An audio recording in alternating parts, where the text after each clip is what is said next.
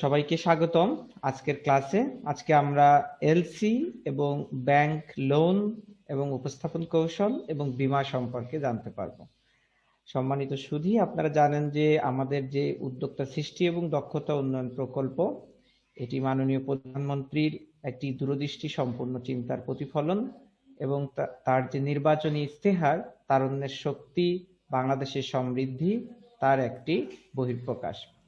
তো আমরা ইতিমধ্যেই সবাই জানি, গত পরশুদিন আমরা উন্নয়নশীল দেশের স্বীকৃতি পেয়েছি। এটা পার্মানেন্টলি পাবো 2024 সালে।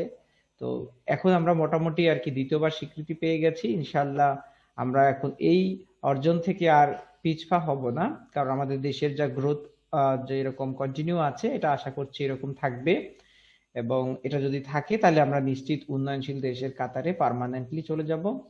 তো সেক্ষেত্রে আমি সমস্ত যে আমাদের যারা উদ্যোক্তা আছেন এদেরকে বলবো একটা, যে আমরা একটা মডিউল পড়েছিলাম যে লেস্ট ডেভেলপমেন্ট কান্ট্রি থেকে বেরোলে আমরা কি সব সুযোগ সুবিধা পাবো, মানে অনুন্নত দেশ থেকে যদি আমরা বের হই তাহলে আমাদের কি কি সুযোগ সুবিধা আসবে, সামনে বিনিয়োগের কি অপার সম্ভাবনা জাগবে, পাশাপাশি আমাদের কিছু চ্যালেঞ্জ আসবে। আমরাও দেখেছিলাম যে লিস্ট ডেভেলপমেন্ট কান্ট্রি এবং বঙ্গবন্ধু সম্পর্কে একটা ছিল।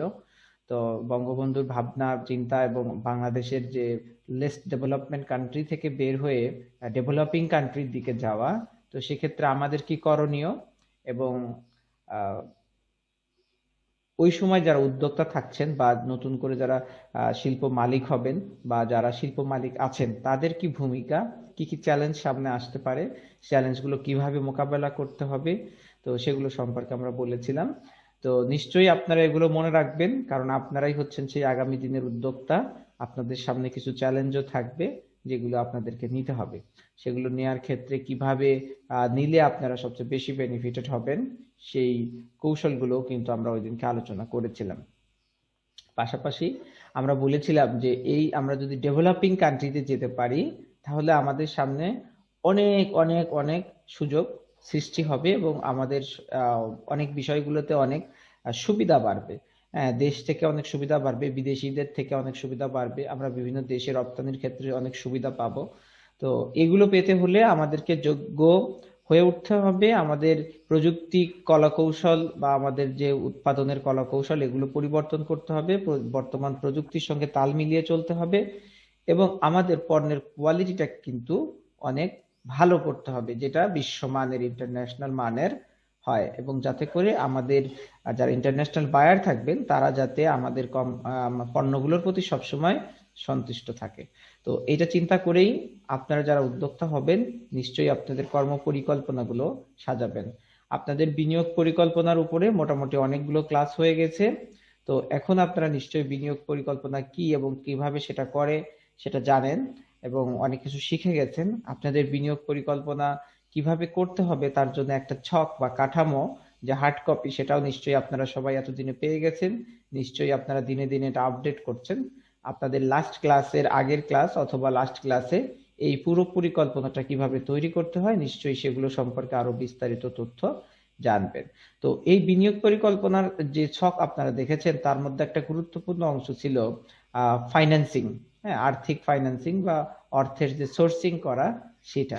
তো অর্থের সোর্সিং এর একটা পার্ট হচ্ছে আমাদের থাকে লোন, তাই না? যে আমার যদি ব্যক্তিগত টাকা না থাকে তাহলে আমি কিভাবে আমার টাকাটা সংগ্রহ করতে পারি। যে একটা মানুষ সাধারণত দেখা যায় যে টাকা নিয়ে এসে বিজনেস শুরু করতে চায়, তো সব টাকা হ্যালো ভাইয়া, ওইখানে কিভাবে যাওয়া যায় ছাদে? আমরা দেখে থাকি যে সাধারণত মানুষ বিনিয়োগ পরিকল্পনায় যত টাকা লাগে, যদি ধরেন যে 5 লাখ টাকা লাগে, তো দেখা যায় যে যিনি বিনিয়োগ করছেন উনি বিনিয়োগ পরিকল্পনা আসলে ওইভাবেই সবাই আর কি করে থাকে, যে যদি নিজের কাছে 5 লাখ থাকে তো সে আরো প্রায় 8 লাখ টাকা বা 3 লাখ টাকা বাড়িয়ে বা 2 লাখ টাকা বাড়িয়ে আসলে বিনিয়োগ পরিকল্পনাটা করার চিন্তা করে। কারণ আমি দেখেছি সাধারণত সবারই যা পুঁজি থাকে তার থেকে বেশি বিনিয়োগ করার আগ্রহ থাকে, এটা মানুষের একটি চরিত্রগত বৈশিষ্ট্য। তো এটা অবশ্যই ভালো দিক। তো এই যে কিছু টাকা আপনার কম পড়ে যাচ্ছে সেই টাকাটা আপনি কিভাবে সোর্সিং করবেন, তো সেটা নিয়ে আপনার একটা বিনিয়োগ পরিকল্পনার মধ্যে ফাইন্যান্সিয়াল প্ল্যানিং বলে একটা মডিউল আপনারা পড়েছেন। ফাইন্যান্সিয়াল প্ল্যানিং চ্যাপ্টারে এগুলো আপনারা জেনেছেন। তো এই ফাইন্যান্সিয়াল প্ল্যানিং এর মধ্যে একটা পার্ট থাকে লোন, তাই না? যে আমরা যদি আত্মীয় স্বজন বন্ধু বান্ধবদের কাছ থেকে প্রথম পর্যায়ে নিয়ে শুরু করি, কিন্তু পরবর্তীতে যদি বিজনেসটাকে আমরা আরো বড় করতে চাই, তখন দেখা যায় আমাদের লোন করা ছাড়া আর কোনো পথ থাকে না। তো প্রথম পর্যায়ে আমি আপনাদেরকে বলেছিলাম যে বিনিয়োগ যখন আপনারা প্রথম শুরু করবেন, একটা ফার্স্ট টাইম শুরু করবেন, তখন কিন্তু আপনারা অনেক বড় করে করার চেষ্টা করবেন না। প্রথমে শুরু করলে অবশ্যই সেটা ছোট করে করবেন। কারণ ছোট করে করে আপনি আগে জিনিসটা দেখবেন যে জিনিসটা লাভজনক হয় কিনা, এই যে জিনিস আপনি প্রোডাক্ট বা সার্ভিস যেটা তৈরি করছেন এটার মানুষের কাছে গ্রহণযোগ্যতা কেমন হয়। দেন আপনি যখন এটাতে দেখবেন যে হ্যাঁ ভালো সাড়া পাচ্ছেন, লাভজনক এবং এটা করলে ভালো হচ্ছে, দেন কিন্তু আপনি আপনার প্রজেক্টটাকে আস্তে আস্তে বাড়াবেন। আপনি প্রথম দিকে যদি লাভ করতে না পারেন, হ্যাঁ, তাহলে কিন্তু সেই প্রজেক্টটাকে আর বেশি দূর টেনে নিয়ে যাওয়াটা বুদ্ধিমানের কাজ হবে না।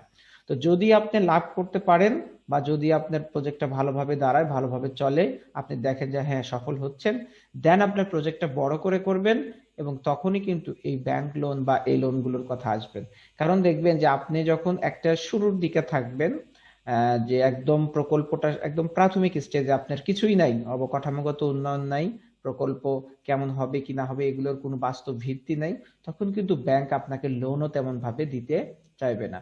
কিন্তু আপনি যদি এক আধ বছর বা 2-4 বছর করার পরে আপনি যদি মোটামুটি দেখাতে পারেন যে আপনার প্রজেক্টের গ্রোথ ভালো, আপনি এটা প্রজেক্টটা ভালোভাবে চালাতে পারছেন এবং এতে লাভ হচ্ছে, আপনার আর্থিক বিবরণী যে তৈরি করবেন, মানে বছর শেষে যে ফাইন্যান্সিয়াল স্টেটমেন্ট গুলো তৈরি করবেন, লাভ লোকসান হিসাব বা উদ্বৃত্ত পত্র, তো এগুলো যখন তৈরি করবেন, এই জিনিসগুলো কিন্তু ব্যাংকের কাছে বেশ ভ্যালুয়েবল।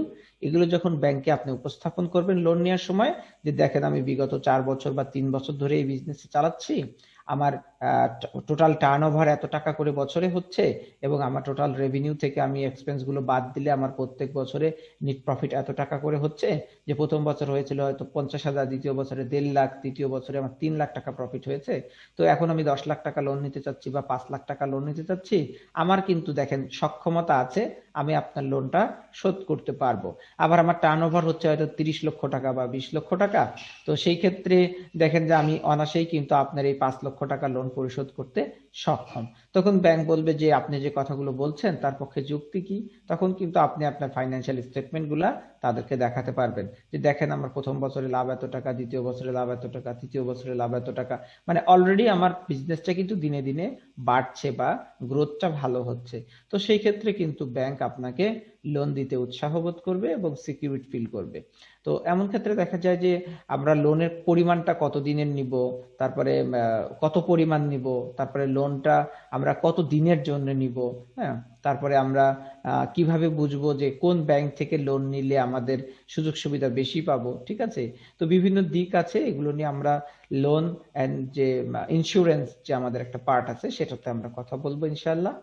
আর আরেকটা পার্ট আছে বীমা। বীমাটা আপনারা মোটামুটি সবাই বোঝেন যে আমাদের ঝুঁকি হ্রাস করে, যে আমাদের বিজনেসে অনেক সময় অনেক রকম ঝুঁকি থাকে, আমরা অনেকভাবে ক্ষতিগ্রস্ত হওয়ার অনেক রকম সম্ভাবনা থাকে। তো যেই বিষয়গুলোতে ক্ষতিগ্রস্ত হওয়ার আমার মোটামুটি সম্ভাবনা থাকে, ঠিক বীমা নামে যে কোম্পানিগুলো এসেছে, এরা কিন্তু আপনার যেগুলাতে ক্ষতি হওয়ার সম্ভাবনা আছে, তারা কিন্তু সেই প্রকল্পগুলো নিয়েই আপনাদের সামনে আসে, যে ওই প্রকল্পগুলোতে আপনারা বীমা করলে ওই রিস্ক গুলো আপনারা কাভার করতে পারবেন। যে আপনি যদি ওইভাবে ক্ষতিগ্রস্ত হন, বীমা করার পরে একটা নির্দিষ্ট সময় থাকে, যে এই সময়ের মধ্যে বীমাটা চলে, এই বীমার যে আপনি টাইম দিয়ে বীমাটা করবেন, এই সময়ের মধ্যে যদি আপনার ওই জিনিসগুলো নষ্ট হয়ে যায় বা ক্ষতিগ্রস্ত হন, তাহলে বীমা কোম্পানি আপনার সেই ক্ষতিপূরণটা দিয়ে থাকে। তো ক্ষতিপূরণটা কতটুকু দেয়, সেটা কি 100% দেয় না কতটুকু দেয়, সেটা আমরা আমাদের আলোচনার মধ্যে বলবো। সেটা শোনার জন্য অবশ্যই সবাই মন দিয়ে ধৈর্য সহকারে শুনবেন।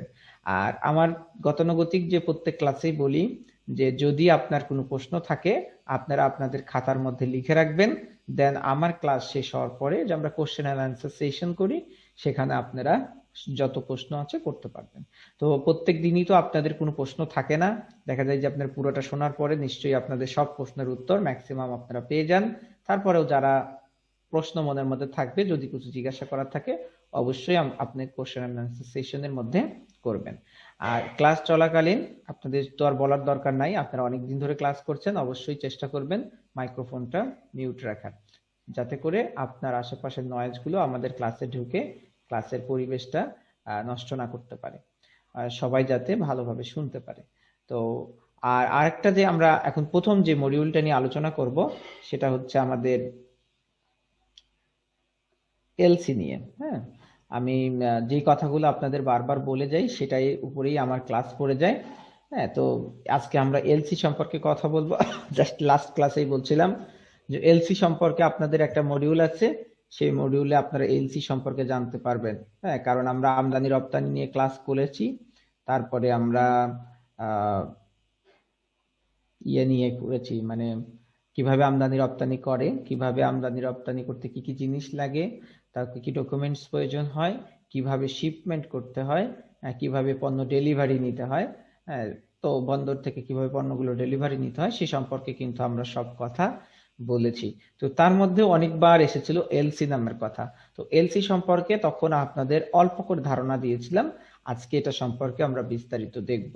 তবে এই এলসি জিনিসটা হয়তো অনেকে ভাবছেন যে আপনার হয়তো এখন প্রয়োজন নেই, তাই না? যে অনেকে হয়তো এখন আমদানি রপ্তানির সঙ্গে যাচ্ছেন না, অনেকদিন পরে যাবেন।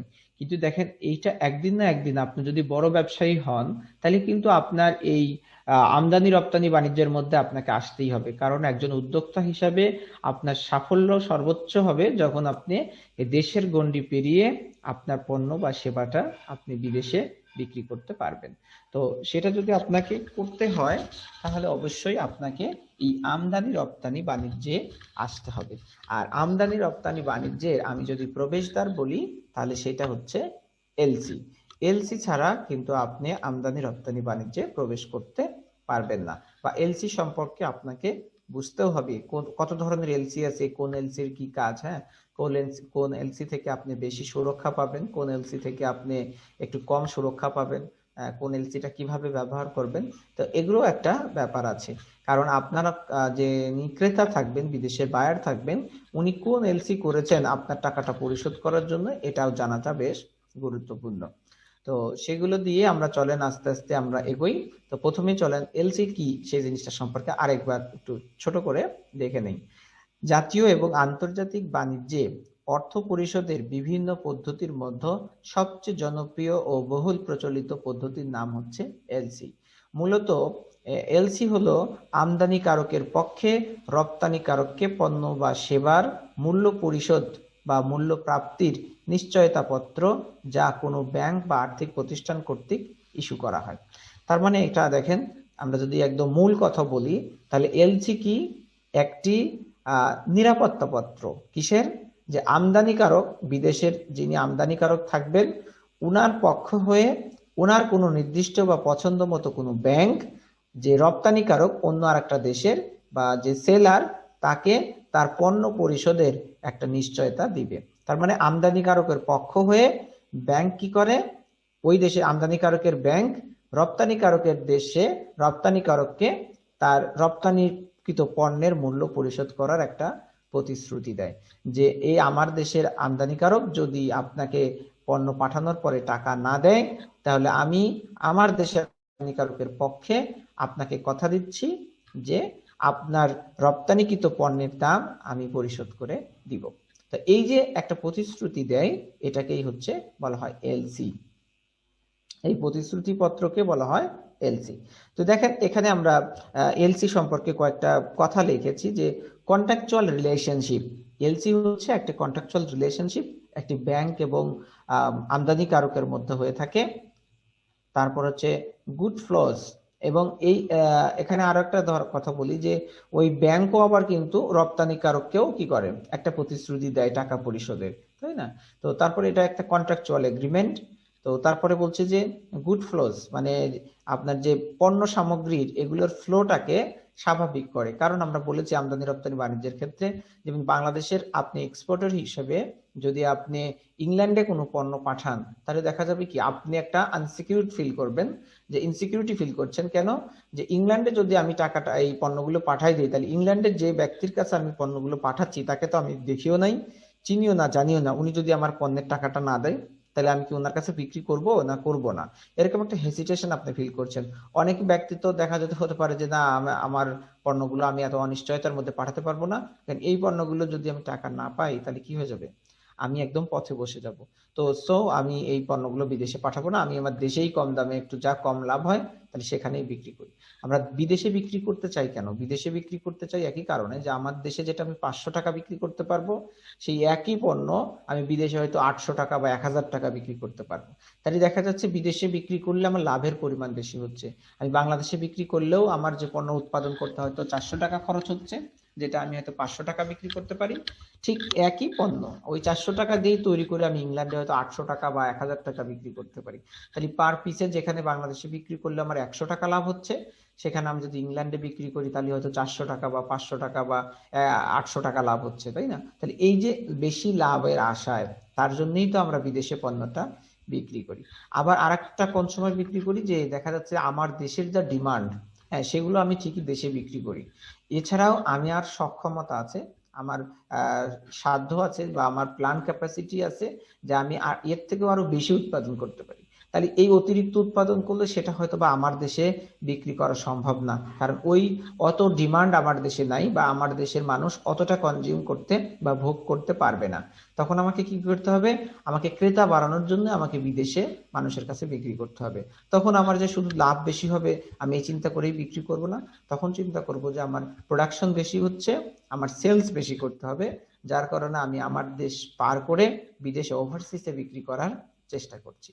তো এই জন্যই কিন্তু আমরা রপ্তানি বাণিজ্যের দিকে যাই, যেটা করে আমাদের এই যে তাহলে এই যে বিদেশে বিক্রি করার যে আমাদের সাহস যোগায়, সেটা হচ্ছে এলসি। কারণ কোনো একটা ব্যক্তির উপরে আমরা বা কোম্পানির উপরে আমরা যতটুকু সন্তুষ্ট বা আস্থাভাজন হই না কেন, কিন্তু ওই দেশের ব্যাংক কিন্তু অনেক বেশি আস্থাশীল, কারণ ব্যাংকিং প্রতিষ্ঠানগুলো সবসময় আস্থার প্রতীক হিসেবে কাজ করে।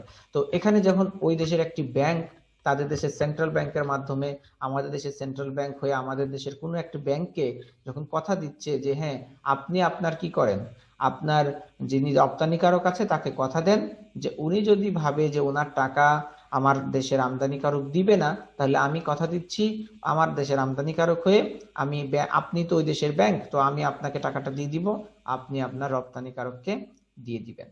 ঠিক আছে? তাহলে এটা হচ্ছে এলসির মূলত প্রক্রিয়া। তো দেখেন তাহলে আমাদের গুডস ফ্লো, মানে যে গুডস এর যে প্রবাহ এক দেশ থেকে আরেক দেশ বা এক স্থান থেকে আরেক স্থান, তাহলে সেটা করার জন্য কি করে? সহায়তা করে। তারপরে পেমেন্ট ফ্লো। পেমেন্ট ফ্লো মানে যে টাকা পাওয়ার যে নিশ্চয়তা, টাকা আসার যে একটা স্মুথনেস, এটা কি করে? এলসিটা বজায় রাখে। কারণ এই যে এলসির মাধ্যমে কি করা হয়, আমরা পণ্য পরিশোধ করার পর পরই কিন্তু টাকাটা পেয়ে যাই। তারপরে LC flow. LC flow, LC flow বলতে এখানে আসলে একটা এলসি আবার অনেক সময় আর একটা এলসির পক্ষ হয়ে কাজ করে, সিকিউরিটি নিয়ে কাজ করে, ডাবল সিকিউরিটি দেওয়ার জন্য কাজ করে। তো এলসি যে ফ্লো, এটাও তোমার আপনার এলসি নিশ্চিত করে। তো সেগুলো সম্পর্কে আমরা আরো বিস্তারিত জানবো। ব্যাক টু ব্যাক এলসি আছে, সেটা একটা এলসি আর একটা এলসি কে সুরক্ষা দিয়ে থাকে। তারপর হচ্ছে ডকুমেন্টস ফ্লো। ডকুমেন্টস ফ্লো হচ্ছে দেখেন, আমরা যখন এই যে রপ্তানি প্রসেস নিয়ে আলোচনা করেছিলাম, আমদানি প্রসেস নিয়ে আলোচনা করেছিলাম, শিপমেন্টের প্রসেস নিয়ে আলোচনা করেছিলাম, কাস্টমস এর প্রসেস নিয়ে আলোচনা করেছিলাম, তখন বলেছিলাম যে আপনি যেই যদি রপ্তানিকারক হন, তাহলে আপনি যে জাহাজ ভাড়া করছেন, বন্দরে শুল্ক পরিশোধ করছেন, কতগুলো প্যাকেট করছেন, প্রত্যেক প্যাকেটে কতগুলা পণ্য যাচ্ছে, কোন কন্টেনার ভাড়া করেছেন, কোন কন্টেনারে কত কেজি যাচ্ছে, এই যে বিভিন্ন ডকুমেন্টস আপনি তৈরি করেছেন বাংলাদেশের রপ্তানিকারক হিসেবে, তাই না? তাহলে এই ডকুমেন্টস গুলো তো আপনার ক্রেতার কাছে পৌঁছাতে হবে। তো আপনি ক্রেতার কাছে সরাসরি অনেক সময় না পৌঁছিয়ে কি করা হয়, ক্রেতা আমার দেশের যে ব্যাংকের এগেইনস্টে এলসি খুলেছে, আমরা সেই ব্যাংকে যে এই ডকুমেন্টস গুলো জমা দিই। আর এই ব্যাংক কিন্তু আমাদের হয়ে, আমাদেরকে কষ্ট করে আমার ক্রেতার কাছে পাঠানো লাগে না, আমাদের আমার হয়ে বা আপনি রপ্তানিকারক আপনার হয়ে কি করছে, এটা ওই আমদানিকারকের যে দেশে ব্যাংক আছে, যে ব্যাংকে উনি এলসিটা খুলেছেন, ওই ব্যাংকে পাঠিয়ে দেয়। আবার ওই ব্যাংক কিন্তু ওই দেশের যে আমদানিকারক আছে তাকে ডেকে নিয়ে এসে বলে, ভাই নেন, যে আপনার ইয়ে আসছে, আপনি যে পণ্যগুলো আমদানি করবেন তার সব ডকুমেন্টস আসছে, তো আপনি কি করেন, এগুলো নিয়ে যান। তখন কিন্তু দেখেন যে ওই যে আমদানিকারক উনিও হাতে সহজে পেয়ে গেল, আবার আপনি যে রপ্তানিকারক আপনি হয়তো তো পাঠানো বা ঝক্কি ঝামেলা এগুলো অনেক বোঝেন না, এগুলো স্ক্যান করা অনেক প্রবলেম, তো সেগুলো আপনার স্ক্যানার নাই, ইন্টারনেট আপনি হয়তো বেশি ভালো ব্যবহার করতে পারেন না, হ্যাঁ, বা এগুলো সম্পর্কে আপনার খুব বেশি অভিজ্ঞতা নাই, দেন আপনি কিন্তু খুব সহজেই দেখেন এই যে ডকুমেন্টস ফ্লো, এটা কিন্তু আপনি করতে পারলেন। যে আপনি কি করলেন, জাস্ট সমস্ত ডকুমেন্টস গুলো ফটোকপি করে আপনি আপনার ব্যাংকে দিয়ে আসলেন, ব্যাংক কি করলো, ওগুলোকে স্ক্যান করে বিদেশে পাঠিয়ে দিল। তাই না? তাহলে বিদেশে আপনার ক্রেতার কাছে চলে গেল, তাহলে আপনার কিন্তু আর কোনো ঝামেলা বা কোনো দায়বদ্ধতা থাকলো না, কোনো কষ্টও কিন্তু আর হলো না। তাহলে এটাও কিন্তু আমাকে এলসি করার ফলে এই সুবিধাটা আমরা পেলাম।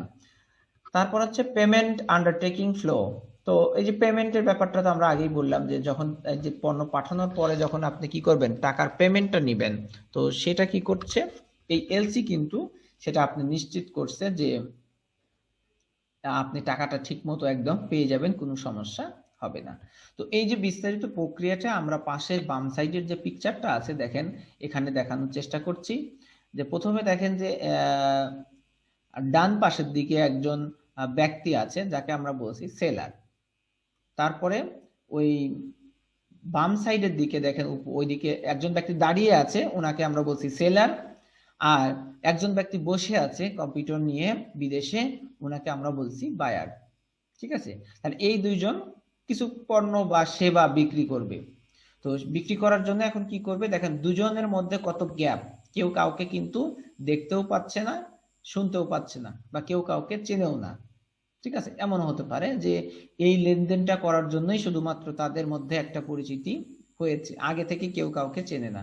তো তখন কি হলো, এই সেলার ওই বিক্রেতার সঙ্গে মোবাইলে হোক বা কম্পিউটারে হোক বা ইন্টারনেটে হোক, ল্যাপটপে হোক বা যেভাবেই হোক, তারা কমিউনিকেট করেছে যে আমি কি করতে চাই, আমি এই পণ্যগুলো বিক্রি করতে চাই, আপনি কিনতে চান কিনা, এটা হতে পারে।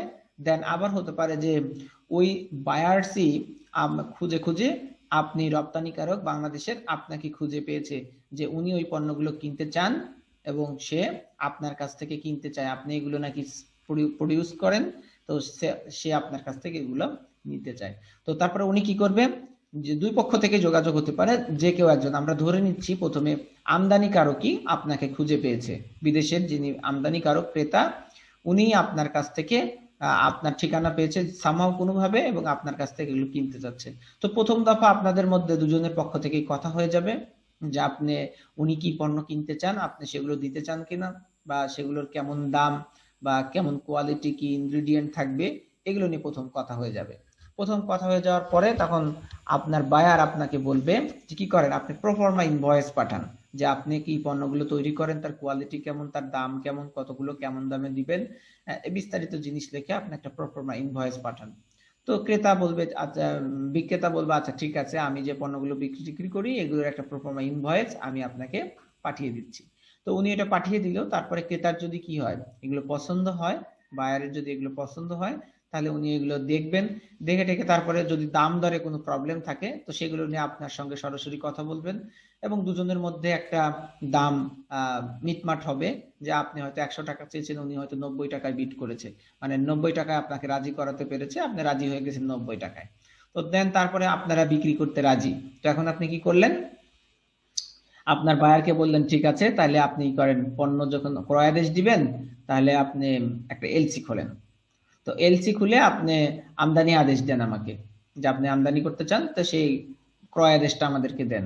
তো আপনার বায়ার কি করবে, বিদেশ থেকে এলসি খুলবে যে কোনো একটা ব্যাংকে।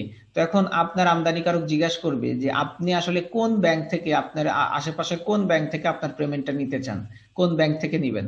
তখন আপনার বিদেশের যিনি আমদানিকারক আছেন, উনি ওনাকে আপনি বলে দিলেন, সে আপনার কারখানার পাশে হয়তো একটা ভালো কমার্শিয়াল ব্যাংক আছে, তো আপনি সেই ব্যাংকের নাম বলে দিলেন যে আমি এই ব্যাংক থেকে পেমেন্টটা নিতে চাই, এই ব্যাংকের থ্রু দিয়েই কি আপনাকে ওই যে পেমেন্টটা দিতে বলছি। তখন আপনার বিদেশের যিনি বায়ার থাকবেন উনি কি করবেন, যে একটা এলসি খুলবেন তার দেশের একটা ব্যাংক, দেখেন এই যে বাম সাইডের একটা ব্যাংক, এই যে এইদিকে দেখেন যে বাম সাইডের নিচের দিকে একটা ঘরের মতো দেখাচ্ছে, এটা আসলে একটা ব্যাংক। যে উনি করবে কি, যে বায়ার খুলবে তার দেশে একটি ব্যাংকে এলসি, কোন আমার দেশের, দেখেন এই যে রপ্তানিকারকের দেশের নিচে আর একটা ব্যাংক আছে দেখেন, তাহলে এই ব্যাংকের কে পেমেন্ট করবে বলে আপনার এই যে বায়ার উনি একটা এলসি খুললেন, ওনার যে নিকটস্থ ব্যাংক আছে সেই ব্যাংকে যে বললেন যে ভাই আমি একটা এলসি খুলছি, বাংলাদেশ থেকে এরকম বা করিম বা চুলু মধু এরকম একজন নাম থাকবে, যে তার কাছ থেকে আমি কিছু পণ্য আনতে চাই, তো সেই পণ্যগুলো আনার জন্য আমি এলসি করতে চাই। তো তো বললেন কত টাকার এলসি, একটা নির্দিষ্ট পরিমাণ এলসি টাকা, কারণ আপনাদের এটা থাকবে যে কত টাকার আপনি এলসি করতে চান, কারণ ওই যে আপনি কত টাকার পণ্য নিবেন এগুলোর উপর ভিত্তি করে তো আপনাকে এলসি করতে হবে। অলরেডি তো আপনি প্রোফর্মা ইনভয়েস পেয়ে গেছেন যে আপনার টোটাল খরচ কত হবে বা পণ্যের দাম কত টাকা হবে, এগুলো কিন্তু বায়ার জেনে গেছে। তাহলে ওইটা মিটমাট করা যায় এরকম একটা টাকার মান দিয়ে কিন্তু উনি এলসিটা খুলবেন। তো এলসি খুলবেন, তখন ওই ব্যাংক বলবে যে আচ্ছা বাংলাদেশে তো অনেক ব্যাংক আছে, তো আপনি কোন ব্যাংকে টাকাটা পাঠাতে চান, আপনার যিনি রপ্তানিকারক উনি কোন ব্যাংকে পেমেন্ট নিতে চান, সেই ব্যাংকের সুইফট কোড কত। তো সেই ব্যাংকের থেকে তখন আপনার ক্রেতা তো কোড নিয়েই আপনার বিক্রেতা বাংলাদেশে যিনি আপনি রপ্তানিকারক আপনি তো সুইফট কোড নিয়েই কি করেছেন, ওই আপনার যিনি বায়ার বিদেশে তাকে দিয়ে দিয়েছেন যে আমার ওই ব্যাংকের কোড হলো এত, এইভাবে যদি পাঠান তাহলে এই ব্যাংকে আসবে। তো আপনার নাম দিয়ে, আপনি রপ্তানিকারক, আপনার নাম দিয়ে কি করবে, আপনার নির্ধারিত যে ব্যাংক ওই ব্যাংকে পেমেন্ট করার জন্য আপনার বায়ার একটা এলসি খুলবে। তাহলে দেখেন আপনার দেশের ব্যাংকও কিন্তু এর সঙ্গে জড়িত হয়ে গেল। তো এখন আপনি যে ওই লোক আপনাকে টাকা দিবে কিনা এই নিশ্চয়তা কিভাবে পাবেন?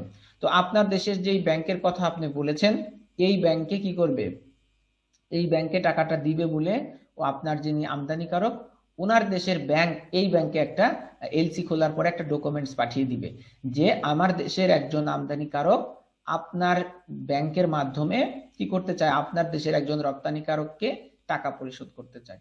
দেন আমি আমার মক্কেল বা আমার যে আমদানিকারক তার পক্ষ হয়ে আমি বাংলাদেশের অমুক ব্যাংক আপনাকে কথা দিচ্ছি যে কি, যে আমার ক্রেতা যদি আপনার আমার দেশের ইম্পোর্টার বা আমার দেশের আমদানিকারক যদি এই পণ্যের মূল্য না দেয় তাহলে আমি ওই দেশের ব্যাংক, ইংল্যান্ডের অমুক ব্যাংক বলছি, আর বাংলাদেশের হয়তো সে মনে করেন এনআরবি কমার্শিয়াল ব্যাংক, তো এনআরবি কমার্শিয়াল ব্যাংকে কথা দিচ্ছি যে আপনার যে এই যে প্রোফর্মা ইনভয়েসে যেই মূল্যের কথা বলা হয়েছে বা এলসির এত টাকা আমি আপনাকে প্রদান করতে বাধ্য থাকবো বা আমি আপনাকে প্রদান করব। তো দেখেন যে এনআরবি কমার্শিয়াল ব্যাংক হয়তো আপনার কি ছিল, আপনার কাছের ব্যাংক ছিল, তখন আপনি কি করলেন, ওই এনআরবি কমার্শিয়াল ব্যাংক কিন্তু আপনাকে ডেকে নিয়ে এসে বললো ভাই আপনি আমার দেশের সুইফট কোড দিয়ে যে অ্যাকাউন্টটা খুলেছিলেন বা বলেছিলেন যে অমুক দেশ থেকে আপনাকে ই পাঠাবে পণ্য পণ্য পণ্য যে আপনি পাঠাবেন অমুক দেশে, তো সে আপনাকে টাকা দিয়ে নিশ্চয়তা প্রদান করেছে, সে একটা এলসি খুলেছে হ্যাঁ ইংল্যান্ডের অমুক ব্যাংকের নাম দিয়ে। তো সেই ব্যাংক আমাদেরকে বলেছে হ্যাঁ ওনারা নিশ্চয়তা দিয়েছে। তখন আপনি কিন্তু দেখেন যে আপনার যে এলাকার পাশের ব্যাংক এনআরবি কমার্শিয়াল ব্যাংক, তো তার কি করলেন, তার কাছ থেকে নিশ্চয়তা পেয়ে গেলেন যে সেই ব্যাংক আপনাকে রপ্তানির টাকাটা পরিশোধ করবে। তো আপনি বিদেশের ব্যক্তিকেও চেনেন না, বিদেশের ব্যাংকেও চেনেন না, তাই না? তাহলে ওই দেশের দুইটাকে কারোরই বিশ্বাস করার আপনার কোনো দরকার নাই। আপনি বিশ্বাস করবেন কাকে? আপনার দেশের যে এনআরবি কমার্শিয়াল ব্যাংক যাকে আপনি পাশে পান, যার সঙ্গে দিয়েই আপনি সবসময় লেনদেন করেন, সেই ব্যাংক আপনাকে নিশ্চয়তা দিয়েছে যে ওই আমদানিকারক যদি টাকা না দেয় তাহলে এই এনআরবি কমার্শিয়াল ব্যাংক আপনাকে টাকা দিবে। তাহলে আপনি এখন কি করতে পারলেন, যেই আপনি এই নির্দেশটা পেয়ে গেলেন তাহলেই কিন্তু রপ্তানির প্রক্রিয়াটা শুরু করলেন। তাহলে এই যে এলসি করেছিল বিধায়, যে এলসি আপনার বায়ার করেছে বিধায় কিন্তু আপনি নিশ্চয়তা পেয়েছেন এবং আপনাদের মধ্যে একটা কন্ট্রাকচুয়াল রিলেশনশিপ তৈরি হয়েছে বিভিন্ন ব্যাংক ঘুরে, এবং তাতে কিন্তু দেখেন আপনি এখন সাহস পেয়েছেন। আপনি কিন্তু এই যে পাশের যে কথাগুলো আমরা আগে বলছিলাম যে goods flow, payment flow, document flow, payment undertaking flow, এই জিনিসগুলাতে কিন্তু সহায়তাগুলা পেয়ে যাচ্ছে। এখন আপনি পণ্যটা বিদেশে পাঠিয়ে দেওয়ার পরে ওই বিদেশি ব্যাংক ওই ক্রেতার কাছ থেকে টাকা নিয়ে আপনার দেশের বা আমাদের দেশের যে এনআরবি কমার্শিয়াল ব্যাংকে টাকা দিয়ে দিবে, আর ওই এনআরবি কমার্শিয়াল ব্যাংক থেকে আপনি টাকাগুলো তুলে নিতে পারবেন রপ্তানিকারক হিসেবে। তাহলে এভাবে দেখেন আপনার কাজটা কিন্তু অনেক সহজ হয়ে গেল। তাহলে এই পুরো প্রক্রিয়াটাই হচ্ছে এলসি। আশা করি এলসি সম্পর্কে আর কোনো প্রশ্ন আপনাদের থাকবে না, কারণ এখানে দেখেন যে এলসি কি জিনিস এটা কারো বুঝতে হয়তো আর বাকি থাকবে না। তো তারপরেও দেখেন আমরা এলসি কি আরেকটু যদি বিস্তারিত বলি, যে ব্যাংক আমদানিকারকের পক্ষে রপ্তানিকারককে এই মর্মে নিশ্চয়তা প্রদান করে যে আমদানিকারক কোনো কারণে পণ্যের মূল্য পরিশোধ করতে অস্বীকার করলে উক্ত ব্যাংক রপ্তানিকারককে সেই পণ্যের মূল্য পরিশোধ করতে বা করবে বা করতে বাধ্য থাকবে। এলসির মাধ্যমে রপ্তানিকারক যেমন পণ্যের মূল্য প্রাপ্তি সম্পর্কে নিশ্চিত হয়, তেমনি আমদানিকারকও এলসির বিপরীতে ব্যাংক থেকে ঋণ সুবিধা পেতে পারে। আমদানি ও রপ্তানি বাণিজ্যের জন্য এলসি সবচেয়ে গুরুত্বপূর্ণ বিষয়। আগে এই এলসি সিস্টেম যখন আসেনি তখনও কিন্তু মানুষের কি হতো, এই বিদেশি যে ক্রয় বিক্রয় বাণিজ্য, যেটাকে আমরা আন্তর্জাতিক বাণিজ্য বলি বা এক্সপোর্ট ইম্পোর্ট বলি, তো এটাও কিন্তু ছিল। তো তখন কিন্তু এলসির মাধ্যমে হতো না, তখন টিটির মাধ্যমে হতো।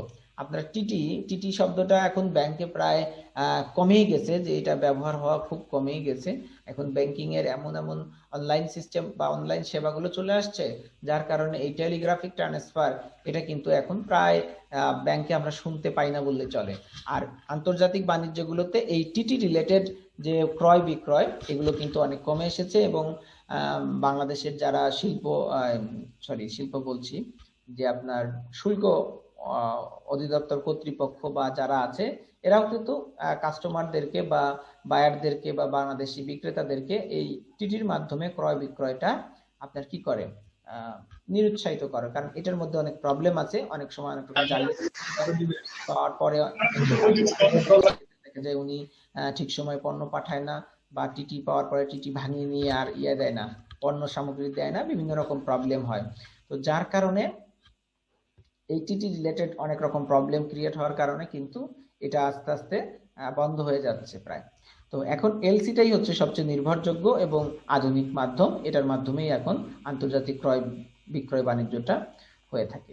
তো এখানে দেখেন, এই যে আমরা যেই চিত্র আগের বার দেখে আসলাম, ঠিক ওই চিত্রটাই আমরা এখানে দেখেন বলেছি যে লেটার অফ ক্রেডিট হচ্ছে একটি কি ব্যাংক গ্যারান্টি, যে ব্যাংক গ্যারান্টি দেয় আমদানিকারকের পক্ষ হয়ে রপ্তানিকারককে মূল্য পরিশোধের। আর পুরো কাজটা এখানে আমরা আরেকবার দেখানোর চেষ্টা করেছি। ইস্যুইং ব্যাংক মানে ওই যে বিদেশের যে ইয়েটা আছে, দেখেন যে ইস্যুইং ব্যাংক মানে বিদেশের যে ব্যাংকটা, একজন ইম্পোর্টার কি করে, এই যে ইম্পোর্টার যিনি থাকবেন উনি বিদেশি যে ব্যাংক থাকবে ওনাকে বলবে যে ভাই আমি আপনার ওখানে একটা কি করতে চাই, এলসি খুলতে চাই। তাহলে ইম্পোর্টার অ্যাপ্লিকেশন করবে ইস্যুইং ব্যাংকে, ওই ইম্পোর্টার একটা এলসি ইস্যু করবে, কার আন্ডারে, আপনার দেশের যিনি ব্যাংক থাকবেন উনি অ্যাডভাইজার হিসেবে আপনার কাজ করবেন। তা আপনার দেশের কোনো যে ব্যাংকের কথা আপনি বলবেন সেই ব্যাংকে উনি কি করবেন, এলসিটা খুলবেন ওই ব্যাংকের আন্ডারে। তো খোলার পরে সেই ব্যাংক আবার কি করবে, আপনাকে এক্সপোর্টার, আপনি যিনি এক্সপোর্ট করবেন তাকে নিশ্চয়তা দেবে মূল্য পরিশোধের। আসলে কার্যক্রমটা ঠিক এইভাবে হয়ে থাকে। তারপর আপনি পণ্য পাঠিয়ে দিবেন, এই ব্যাংক আপনাকে টাকাটা দিয়ে দিবে। তাহলে এটাই হচ্ছে মূলত এলসির প্রক্রিয়া। তো এই সেম কথাগুলোই এখানে আবার আর একটা পিকচার দিয়ে বোঝানোর চেষ্টা করা হচ্ছে, যে বায়ার্স এবং সেলার্স এর মধ্যে যে টাকা পেমেন্টের যে নিশ্চয়তা, এটা দিয়ে থাকে আপনার এই ব্যাংক, এটা নিশ্চয়তা পেয়ে থাকে এলসির মাধ্যমে। আর এলসি ওই আপনার বায়ার যেই ব্যাংকে খুলবে, ওই ব্যাংক আপনার দেশের যে নির্ধারিত ব্যাংকের কথা আপনি বলবেন, ওই ব্যাংকে টাকা দিয়ে দিবে, আর ওই ব্যাংক থেকে আপনি আপনার টাকাটা নিয়ে নিতে পারবেন। এই হচ্ছে এলসির মূলত প্রক্রিয়া। তো এখানে এলসি সম্পর্কে ওই আর একটা ডেফিনেশনই বলেছে, একই কথা। তো একই কথা আমরা বারবার না বলে সামনের দিকে এগিয়ে যাই। এখন এবারে আমরা আসছি এলসির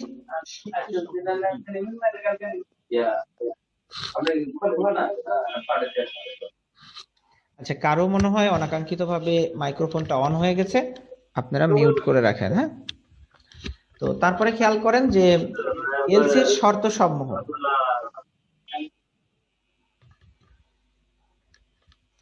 এলসির শর্ত সমূহ কি, যে এলসি খুলতে গেলে কিছু শর্ত আছে। হ্যাঁ, যে আপনি একজন বাংলাদেশি ব্যক্তি, আপনি যে আপনি বাংলাদেশের কোনো একটা ব্যাংকে বললেন যে ভাই আমি আপনার এখানে এলসি খুলতে চাই, তাই না? তো আপনাকে কি টপ করে এলসি দিয়ে দিবে, একটা এলসি আপনার নামে একটা খুলে দিবে? তো এটা কি এরকম না, এটা খুলতে গেলে আপনার কিছু শর্ত পূরণ করতে হবে। তো সেটা সম্পর্কে আমরা জানবো। অথবা আপনি যদি বিদেশি কোনো বায়ারের কথা চিন্তা করেন, সেও যদি যায় আসে কোনো ব্যাংকে বলে তার দেশে যে ভাই আমি আপনার কি করতে চাই, আপনার ব্যাংকে একটা এলসি খুলতে চাই, বাংলাদেশ থেকে আমি অমুক পণ্য আমদানি করতে চাই, তাই না? তো এটা যদি যায় উনি ওনার দেশে বলে, ধরেন ইংল্যান্ডের কোনো ব্যক্তির কাছে যদি আপনি এটা বিক্রি করতে চান, তো ইংল্যান্ডের বায়ার যদি যায় আপনার বলে কোনো ব্যাংকে যে আমি বাংলাদেশের অমুক ব্যাংকের এগেনস্টে একটা এলসি খুলতে চাই, অমুক রপ্তানিকারককে আমি টাকাটা দিব, তো আপনি একটা এলসি খুলে দেন, তিনি সাথে সাথে খুলে দিবে না? তার কাছে কিছু মানে জিনিসপত্র চাইবে, তাকে বলবে যে আপনার এই শর্ত পূরণ হয়েছে কিনা দেখেন, তাই না? তাহলে আপনি এলসি খুলতে পারবেন, আদারওয়াইজ পারবেন না, তাই তাই না? তো নিশ্চয়ই এরকম কোনো শর্ত থাকবে। তো চলেন আমরা সেই শর্তগুলো দেখি কি কি। যে এলসি যদি আপনাকে খুলতে হয় বা আপনি যদি এলসি খোলার সামর্থ্যবান নিজেকে মনে করেন, তাহলে আপনার এই গুণাগুণ বা এই বিষয়গুলো আপনার থাকতে হবে। কি? যে ইহা ব্যাংকের অপ্রত্যাহারযোগ্য অঙ্গীকারনামা। যে এলসির শর্তসমূহের মধ্যে আমরা বলছি ইহা ব্যাংকের অপ্রত্যাহারযোগ্য অঙ্গীকারনামা, ইহা ক্রেতার পক্ষে ও বিক্রেতার অনুকূলে ইস্যু করা হয়, ইহার মাধ্যমে নির্দিষ্ট পরিমাণ অর্থ পরিশোধের নিশ্চয়তা দেয়া হয়। সবচেয়ে গুরুত্বপূর্ণ বিষয় হলো এই অর্থ প্রদান করা হয় এলসির শর্তসমূহ পালন এবং নির্দিষ্ট কিছু দলিলপত্র ব্যাংকে উপস্থাপন সাপেক্ষে। তাহলে দেখেন যে আমরা জানি এলসি কি জিনিস। এলসি হচ্ছে একটি অঙ্গীকারনামা বা অপ্রত্যাহারযোগ্য অঙ্গীকারনামা। এটা ক্রেতা বিক্রেতাকে টাকা পরিশোধের জন্য নিশ্চয়তা স্বরূপ এটা খুলে থাকে। তাহলে ইহা একটা নির্দিষ্ট পরিমাণ অর্থ পরিশোধ করতে কি থাকে, যে নিশ্চয়তা প্রদান করে থাকে। এবং এটা যদি আপনাকে খুলতে হয় তাহলে অবশ্যই কিছু শর্ত পূরণ করতে হবে বা শর্ত পালন করতে হবে। এক্ষেত্রে আপনার কিছু দলিলপত্র বা কাগজপত্র আপনার এর সপক্ষে কি করতে হবে, উপস্থাপন করতে হবে ব্যাংকে। তো তখন আপনাকে ব্যাংক বলবে আসলে কি কারণে এলসি খুলতে হয়, আপনি কি সেটা জানেন? বা আপনি যে এলসি খুলতে আসছেন কেন খুলতে আসছেন, বা কেন আপনি এলসি খুলবেন, বা আপনি একজন আমদানিকারক হিসাবে কেন ভাববেন যে আপনাকে এলসি খোলা দরকার। সাধারণত আন্তর্জাতিক বাণিজ্যে ক্রেতা ও বিক্রেতা ভিন্ন দেশে অবস্থান করে এবং একে অপরের অপরিচিত থাকে, যে কথা আমরা আগেও কিন্তু এটা বারবার বলেছি। তো বিক্রেতা মূল্য প্রাপ্তির নিশ্চয়তা না পেয়ে পণ্য রপ্তানি করতে দ্বিধাবোধ করে। তাহলে এটাও আমরা বলেছি যে যেহেতু আপনি রপ্তানিকারক, বিদেশের বায়ারকে আপনি চেনেন না, তাই আপনি কিন্তু পণ্যটা বিদেশে পাঠাতে নিরুৎসাহ বোধ করবেন বা পাঠাতে চাইবেন না, এটাই স্বাভাবিক। তাই ক্রেতাও অজানা কোনো পার্টিকে আন্তর্জাতিক বা বিদেশি বাজারে পণ্য ক্রয়ে আগ্রহী হয় না। ক্রেতার ক্ষেত্রেও দেখা যায় সে যদি আগে থেকে টাকাটা পাঠিয়ে দেয়, তাহলে দেখা যাবে আপনি যদি তার পণ্যটা ঠিক সময় না পাঠান বা আপনি যদি পণ্যটা না দেন, টাকা নিয়ে মেরে দেন, তাহলে সেও একটা অনিশ্চয়তার মধ্য দিয়ে থাকে। সেও কিন্তু বিদেশ থেকে পণ্য কেনার জন্য আগ্রহী হবে না। উভয়ের ঝুঁকি উচ্চ বিধায় তা মারাত্মক আর্থিক ক্ষতির কারণ হতে পারে। যেহেতু দুজনেরই কি ঝুঁকি খুব বেশি, আপনি টাকা নিয়ে যদি পণ্য না পাঠান, আবার আপনিও ভাবছেন যে আপনি পণ্য পাঠাই দিলেন, যে সে যদি আবার টাকাটা না দেয়, তাহলে দুজনের ঝুঁকি কি অনেক বেশি এবং পুরোটাই লস চলে যাওয়ার মতো একটা ব্যাপার। তাহলে এক্ষেত্রে দেখা যাচ্ছে দুজনের উচ্চ ঝুঁকির কারণে দুজনেই ক্ষতিগ্রস্ত হতে পারেন বা যে কোনো এক পক্ষ অবশ্যই ক্ষতিগ্রস্ত হবেন। তো সেই ক্ষেত্রে এই অবস্থাটা দূর করার জন্যই কিন্তু সাধারণত এলসিটা খোলার প্রয়োজন। তাহলে ক্রেতা বিক্রেতার মধ্যকার এসব ঝুঁকি নিরসনের জন্য ব্যাংকের মতো কোনো আর্থিক প্রতিষ্ঠান এলসি ইস্যুর মাধ্যমে বাণিজ্য সহযোগিতার হাত বাড়িয়ে দেয়। কারণ এই যে ক্রেতা বিক্রেতার মধ্যে যেই আপনার ঝুঁকিটা আছে, যে টাকা না পাওয়ার, পণ্য না পাওয়ার, তাহলে এই ঝুঁকিগুলো দূর করার জন্যই কিন্তু দুইটা দেশের ব্যাংক কি করে, কাজ করে। একটা ব্যাংক এলসি করে অন্য দেশের আর একটা ব্যাংকের অনুকূলে, যাতে করে আপনার টাকাটা পাওয়ার নিশ্চয়তা থাকে। একই কথা দেখেন বারবার আসছে। তো এলসি খোলার পূর্ব শর্ত কি? যে এলসি খোলার পূর্ব শর্ত হলো বিক্রয় চুক্তি। এই যে আপনি যদি ব্যাংকে বলেন যে আপনি এলসি খুলবেন, তো প্রথমেই ব্যাংকে বলবে যে ঠিক আছে, আপনি যে এলসি খুলবেন তার আপনি যে অন্য দেশ থেকে পণ্য আনবেন তার কি প্রমাণ কি। তখন আপনাকে কিন্তু অবশ্যই এই সেলস কন্ট্রাক্টটা দিতে হবে। যে এলসি খোলার পূর্ব শর্ত হচ্ছে বিক্রয় চুক্তি, যা ক্রেতা ও বিক্রেতার মধ্যে সম্পাদিত হয়েছে। তখন আপনি কি করলেন, এই যে দেখেন যে আপনার বায়ার যে আপনার নামে এলসি খুলবে, এলসি খুলতে গেলে প্রথমেই কি করা লাগবে, এই যে আপনার আহ যে আপনার মধ্যে যে আপনাদের দুজনের মধ্যে যে বিক্রয় চুক্তি হয়েছে তার যে কন্ট্রাক্ট, সেটা আপনাকে ওখানে ব্যাংকে উপস্থাপন করতে হবে। যা ক্রেতা এবং বিক্রেতার মধ্যে মানে ক্রেতা বিক্রেতার মধ্যে যে চুক্তিটা হয়ে থাকে, আপনি যে প্রোফর্মা ইনভয়েস তাকে পাঠিয়েছেন, তো দাম দর যে ঠিকঠাক করেছেন, তো এই মর্মে যে আপনারা অ্যাকসেপ্টেন্স দিয়েছেন, তো সেইটার একটা প্রমাণপত্র এলসি খোলার সময় কিন্তু ব্যাংকে দিতে হবে। তারপরে কি থাকে, যে বিক্রয় চুক্তি দুই ভাবে সম্পাদিত হতে পারে। যে আপনারা যে একজন আরেকজনের কাছে বিক্রি করতে চাচ্ছেন, তো এই বিক্রির যে চুক্তি এটা দুই ভাবে হতে পারে। একটা হচ্ছে ইনডেন্টের মাধ্যমে, আর একটা হচ্ছে প্রোফর্মা ইনভয়েসের মাধ্যমে। তো দেখেন এখানে আমরা কি করেছি, যে এতদিন যে আমরা 3 দিন ধরে প্রায় আমদানি রপ্তানি বাণিজ্যের কথা বলছি 3টা ক্লাসে, তো এখানে সবসময় কিন্তু আমরা প্রোফর্মা ইনভয়েস সম্পর্কে কথা বলেছিলাম। আজকে কিন্তু একটা নতুন ওয়ার্ড চলে আসছে, ইনডেন্ট। তো ইনডেন্ট কি জিনিস? ইনডেন্ট হচ্ছে, ধরা যাক আপনি 100 বেল তুলা মানে র কটন আনবেন ইউএসএ থেকে, মানে ইউএসএ থেকে আপনি 100 বেল ওই যে বেল করে যে আনে এগুলো আর কি, যে 100 বেল র তুলা আপনি কি করবেন ইউএসএ থেকে আনবেন। তো এখন যে কোম্পানি থেকে আনবেন সে কোম্পানির বাংলাদেশ প্রতিনিধির কাছে গিয়ে দরদাম ঠিক করে একটা ডকুমেন্টস নেবেন, এটাই ইন্ডেন্ট। মানে এমন হয় যে আপনি বিদেশ থেকে যে এই পণ্যটা আনতে চাচ্ছেন তাদের দেখা যাচ্ছে কোনো একটা অফিস হয়তো আমাদের দেশে আছে, যদি আমাদের দেশে থাকে তাহলে কিন্তু আপনার ওই যে ইউএসএ তে যেই মেইন কোম্পানি আছে বা ওই কোম্পানির লোকের সঙ্গে কিন্তু আপনার কথা বলার কোনো প্রয়োজন নাই। আপনি জানেন যে ওই কোম্পানির একটা ব্রাঞ্চ আমাদের বাংলাদেশে আছে বা তাদের প্রতিনিধি আমাদের দেশে আছে, তখন আপনি কি করেন ওই ব্রাঞ্চে যায় সরাসরি ইউএস এর প্রতিনিধি বা ওই যে ব্রাঞ্চ আছে ওই ব্রাঞ্চে যায় কথা বলেন যে আমি আপনার ইউএসএ থেকে 100 বেল কি তুলা আনতে চাই, তার দাম কত টাকা নেবেন। তাহলে দেখা যাবে এখানেই আপনি দরদাম করে এদের কাছ থেকে একটা ডকুমেন্টস নিয়ে নেবেন যে সে কত টাকায় আপনাকে সেটা দিবে, তাই না? তাহলে এই যে ডকুমেন্টস নেবেন এটা এক ধরনের প্রোফর্মা ইনভয়েসের মতোই, যে আপনি কি করলেন টাকা পয়সার লেনদেনের যে চুক্তি এটা ঠিক করে ফেললেন যে কোন এই 100 বেল তুলা কত করে নিবে, এর মধ্যে যে ইন্স্যুরেন্স কস্ট, তারপরে জাহাজ ভাড়া, এগুলো সব উল্লেখ আছে কিনা বা এগুলো সহ দাম কিনা, কিভাবে কিনবেন। আমরা জানি যে এফওবি, তারপরে সি অ্যান্ড এফ, সিআইএফ, 3 ধরনের মূল্য আছে, তাই না? যে শুধু পণ্যের মূল্য, তারপরে জাহাজ ভাড়া সহ মূল্য, তারপর আমরা দেখেছিলাম জাহাজ ভাড়া এবং ইন্স্যুরেন্স সহ মূল্য। এখন আপনি কোন মূল্যে নিবেন, কত দামে নিবেন, কত টাকা করে নিবেন, তো এইগুলো কিন্তু আপনি সব কি করলেন বাংলাদেশে তাদের যে প্রতিনিধি আছে বিদেশের যেখান থেকে আনবেন ওই দেশের প্রতিনিধির কাছ থেকে আপনি সব তথ্যপত্র নিয়ে দরদাম ঠিক করে ডকুমেন্টস নিয়ে নিলেন, তাহলে এটাকে বলা হয় ইনডেন্ট।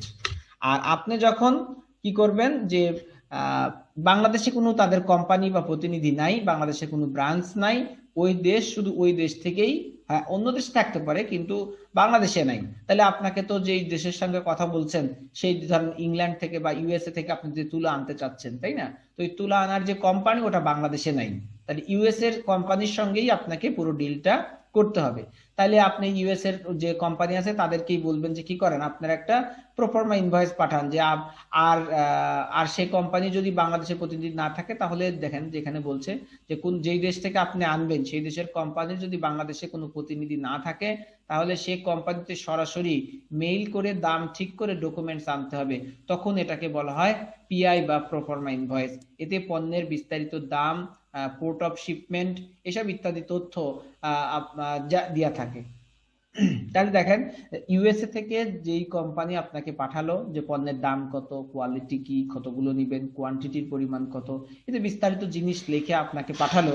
হ্যাঁ, ইনপ্রপার ইনভয়েস কি এর সম্পর্কে আমরা অনেকবার কথা বলেছি। তো প্রপার ইনভয়েস একটা তৈরি করে আপনাকে পাঠিয়ে দিল যে আপনার আমার কাছ থেকে এত গ্রেল পণ্য নিতে চাচ্ছেন, এত টাকা করে দাও, আপনাকে কিন্তু টোটাল এত টাকা আমাকে পরিশোধ করতে হবে। তাহলে ওটাকে আমরা বলি প্রোফর্মা ইনভয়েস। তো দেখেন প্রোফর্মা ইনভয়েসের ক্ষেত্রে আমরা এখানে দুটো চিত্র দেখতে পাচ্ছি, ছবিগুলো যদিও একটু ব্রাইটনেস কম, তারপর আমি বলছি দেখেন বাম সাইডে যেটা আছে ওটা হলো প্রোফর্মা ইনভয়েস, যে এখানে ওই কোম্পানির নাম, ঠিকানা, কত করে দাম, কোয়ান্টিটি কত, এর বিভিন্ন ঘর আছে। দেখেন এই ঘরগুলোতে বিভিন্ন তথ্যপত্র লিখতে হবে। এরকম একটা ডকুমেন্টস আপনাকে দিয়ে দিবে বিদেশি ওই কোম্পানিটা, যে ইউএস এর যেখান থেকে আপনি পণ্যগুলো আনতে চান সেইটা। আমরা একটা ডেমো কোম্পানি হিসেবে এটা দিয়েছি। তারপরে ডান সাইডে একটা দেখাচ্ছে কি যে পারচেস ইনডেন্ট। দেখেন প্রোফর্মা ইনভয়েসের উপরে প্রোফর্মা ইনভয়েস কথাটা লেখা থাকে, ওই একই তথ্য এখানে হয়তো এক একটা কোম্পানি আগে যে প্রোফর্মা ইনভয়েসে যেরকম ছক আছে, কাঠামো আছে, ঠিক ওরকম ছক কিন্তু আপনার এই পারচেস ইনডেন্টেও থাকতে পারে। তো আমি এখানে একটু ব্যতিক্রম করে দিয়েছি কারণ যাতে করে আপনারা এটা সহজে বুঝতে পারেন। এখানে দেখেন ছক কাটা ঘর কাটা নাই, এখানে জাস্ট কি করা আছে ওগুলো ছক কাটা ঘর কাটা না করে ওই একই রকম তথ্য উপাত্ত নিচের দিকে জাস্ট আপনার কলাম ছাড়া, ছক ছাড়া দিয়েছে, এই যে আপনি এতগুলো পণ্য নেবেন, এই দামের পণ্য নেবেন, এত কোয়ান্টিটি নেবেন, আপনার টোটাল দাম এত টাকা আসবে। আসলে জিনিসগুলো একই, জাস্ট একটার উপরে প্রোফর্মা ইনভয়েস লেখা থাকে আর একটার উপরে পারচেস ইনডেন্ট লেখা থাকে। প্রোফর্মা ইনভয়েসটা আপনার সরাসরি আপনার যে বিদেশি রপ্তানিকারক উনি তৈরি করে পাঠিয়ে থাকে, আর যে ইনডেন্টটা পারচেস ইনডেন্ট যেটা, সেটা তার প্রতিনিধি আপনার দেশে যদি থাকে তাহলে তার কাছ থেকে আপনাকে এটা সংগ্রহ করতে হয়, এই যে আর কিছু না। তো এই যে দেখেন তাহলে আপনার কাছে বা আমদানিকারক যিনি তার কাছে কি হয়ে গেছে, তার কাছে প্রোফর্মা ইনভয়েস বা পার্সেস ইনডেন্ট আছে, তাহলে এই ডকুমেন্টসটা যদি ওই দেশের, তার দেশের আমদানিকারক যদি তার দেশের ব্যাংকে দেখায়, তাহলে তার দেশের ব্যাংক কিন্তু বুঝতে পারবে কি হ্যাঁ তাদের মধ্যে সেলসের একটা চুক্তি হয়েছে। তো দেন আপনার কি করবে যে এলসি করার জন্য প্রয়োজনীয় দলিলপত্র তখন ব্যাংক আপনার কাছে চাইবে। তো এলসি খোলার জন্য আপনার প্রয়োজনীয় কি কি ডকুমেন্টস লাগবে, যে কি কি দলিলপত্র তখন চাইবে, দেখেন সেগুলো কি। একটা হলো ভ্যালিড আইআরসি, তখন বলবে যে ঠিক আছে আপনি যেহেতু এলসি খুলতে আসছেন, তো আপনি তো একজন আমদানিকারক নাকি, তো যদি উনি বলবেন হ্যাঁ আমি আমদানি করতে চাই, বলবে ঠিক আছে তাহলে আপনার ভ্যালিড আইআরসি সার্টিফিকেটটা দেন। আইআরসি মানে কি আমরা জানি যে কি ইম্পোর্ট রেজিস্ট্রেশন সার্টিফিকেট, মানে আমদানি রেজিস্ট্রেশন সার্টিফিকেট, এটা দেন। সেটা আমদানিকারক এই যে আইআরসি হতে পারে কমার্শিয়াল আর ইন্ডাস্ট্রিয়াল দুই ধরনের, তো আপনার কোন ধরনের আছে সেটা দেন। এবং ভ্যালিড বলতে বোঝাচ্ছে যে এটার মেয়াদ আছে, কারণ এলসি আইআরসির যে ইয়াটা আপনারা জানেন যে প্রতি বছর বছর খুলতে হয়, নবায়ন করতে হয়, তাই না? তো এটা আপনার নবায়ন করা আছে কিনা, এই সময় পর্যন্ত আপনার এটা ভ্যালিড থাকবে কিনা, না এর মধ্যে আবার মেয়াদ পার হয়ে গেলে তো হবে না, তাই না? কারণ এই যে আপনার যে চুক্তির যে মেয়াদ, যে যতদিনে আপনার পণ্যটা এসে পৌঁছাবে ততদিন পর্যন্ত আপনার আইআরসির সময় থাকতে হবে, না হলে সেটা ভ্যালিড বলে গণ্য হবে না। তাহলে সেটা আপনাকে প্রথমে দিতে হবে। তাহলে আপনাকে এলসি খুঁজতে হলে প্রথমে আপনাকে ভ্যালিড আইআরসি উপস্থাপন করতে হবে, সেটা ইন্ডাস্ট্রিয়াল হোক বা কমার্শিয়াল হোক। তারপরে এলসি অ্যাপ্লিকেশন, এলসির জন্য ব্যাংকে একটা অ্যাপ্লিকেশন ফর্ম থাকে, আপনাকে সেই অ্যাপ্লিকেশন ফর্মটা দিয়ে বলবে এটা আপনি পূরণ করেন।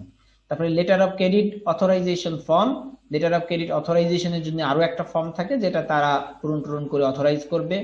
তারপর হচ্ছে প্রোফর্মা ইনভয়েস আর ইনডেন্ট, তখন বলবে এর সঙ্গে আপনি যুক্ত করবেন যে প্রোফর্মা ইনভয়েস বা ইনডেন্ট, যেটা আপনার পার্সেল ইনডেন্ট আছে এটা কিন্তু আপনার এলসি ফর্মের সঙ্গে এটা আপনাকে যুক্ত করে দিতে হবে।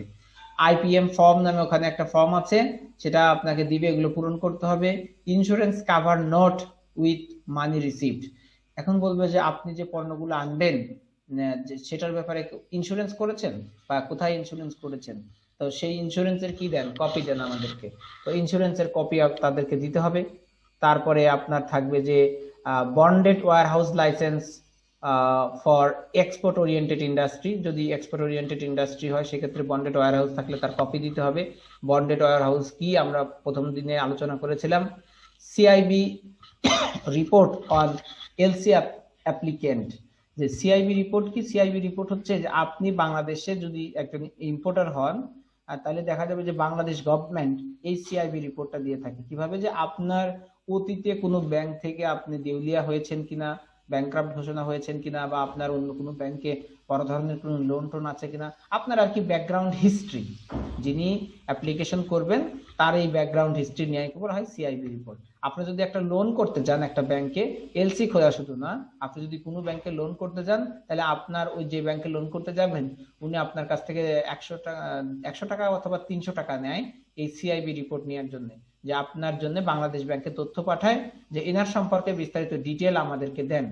তো বাংলাদেশ ব্যাংক কি করে, অন্য ব্যাংক থেকে বা বাংলাদেশ ব্যাংকের ডাটাবেস থেকে আপনার সম্পর্কে যে বিস্তারিত তথ্যপত্র আছে সেইগুলো তাদেরকে দিয়ে থাকে। যদি আপনি কোথাও থেকে লোন করে থাকেন তাহলে অবশ্যই সেটা বাংলাদেশের সার্ভারে বাংলাদেশ ব্যাংকের সার্ভারে থাকবে এবং সেখান থেকে নিয়ে বাংলাদেশ ব্যাংক দিয়ে দিবে। আর আপনার যদি কোথাও থেকে লোন করা ওইভাবে না থাকে ব্যাংক থেকে, তাহলে কিন্তু সেটা থাকবে না, আপনার তখন সিআইবি রিপোর্টে দিয়ে দিবে না এর কোনো ইয়া নাই, ব্যাংক্রাফট রিপোর্ট নাই বা এর কোনো লোনও নাই, ইত্যাদি ইত্যাদি ইত্যাদি, এরকম তখন আপনার রিপোর্টটা পজিটিভ আসবে।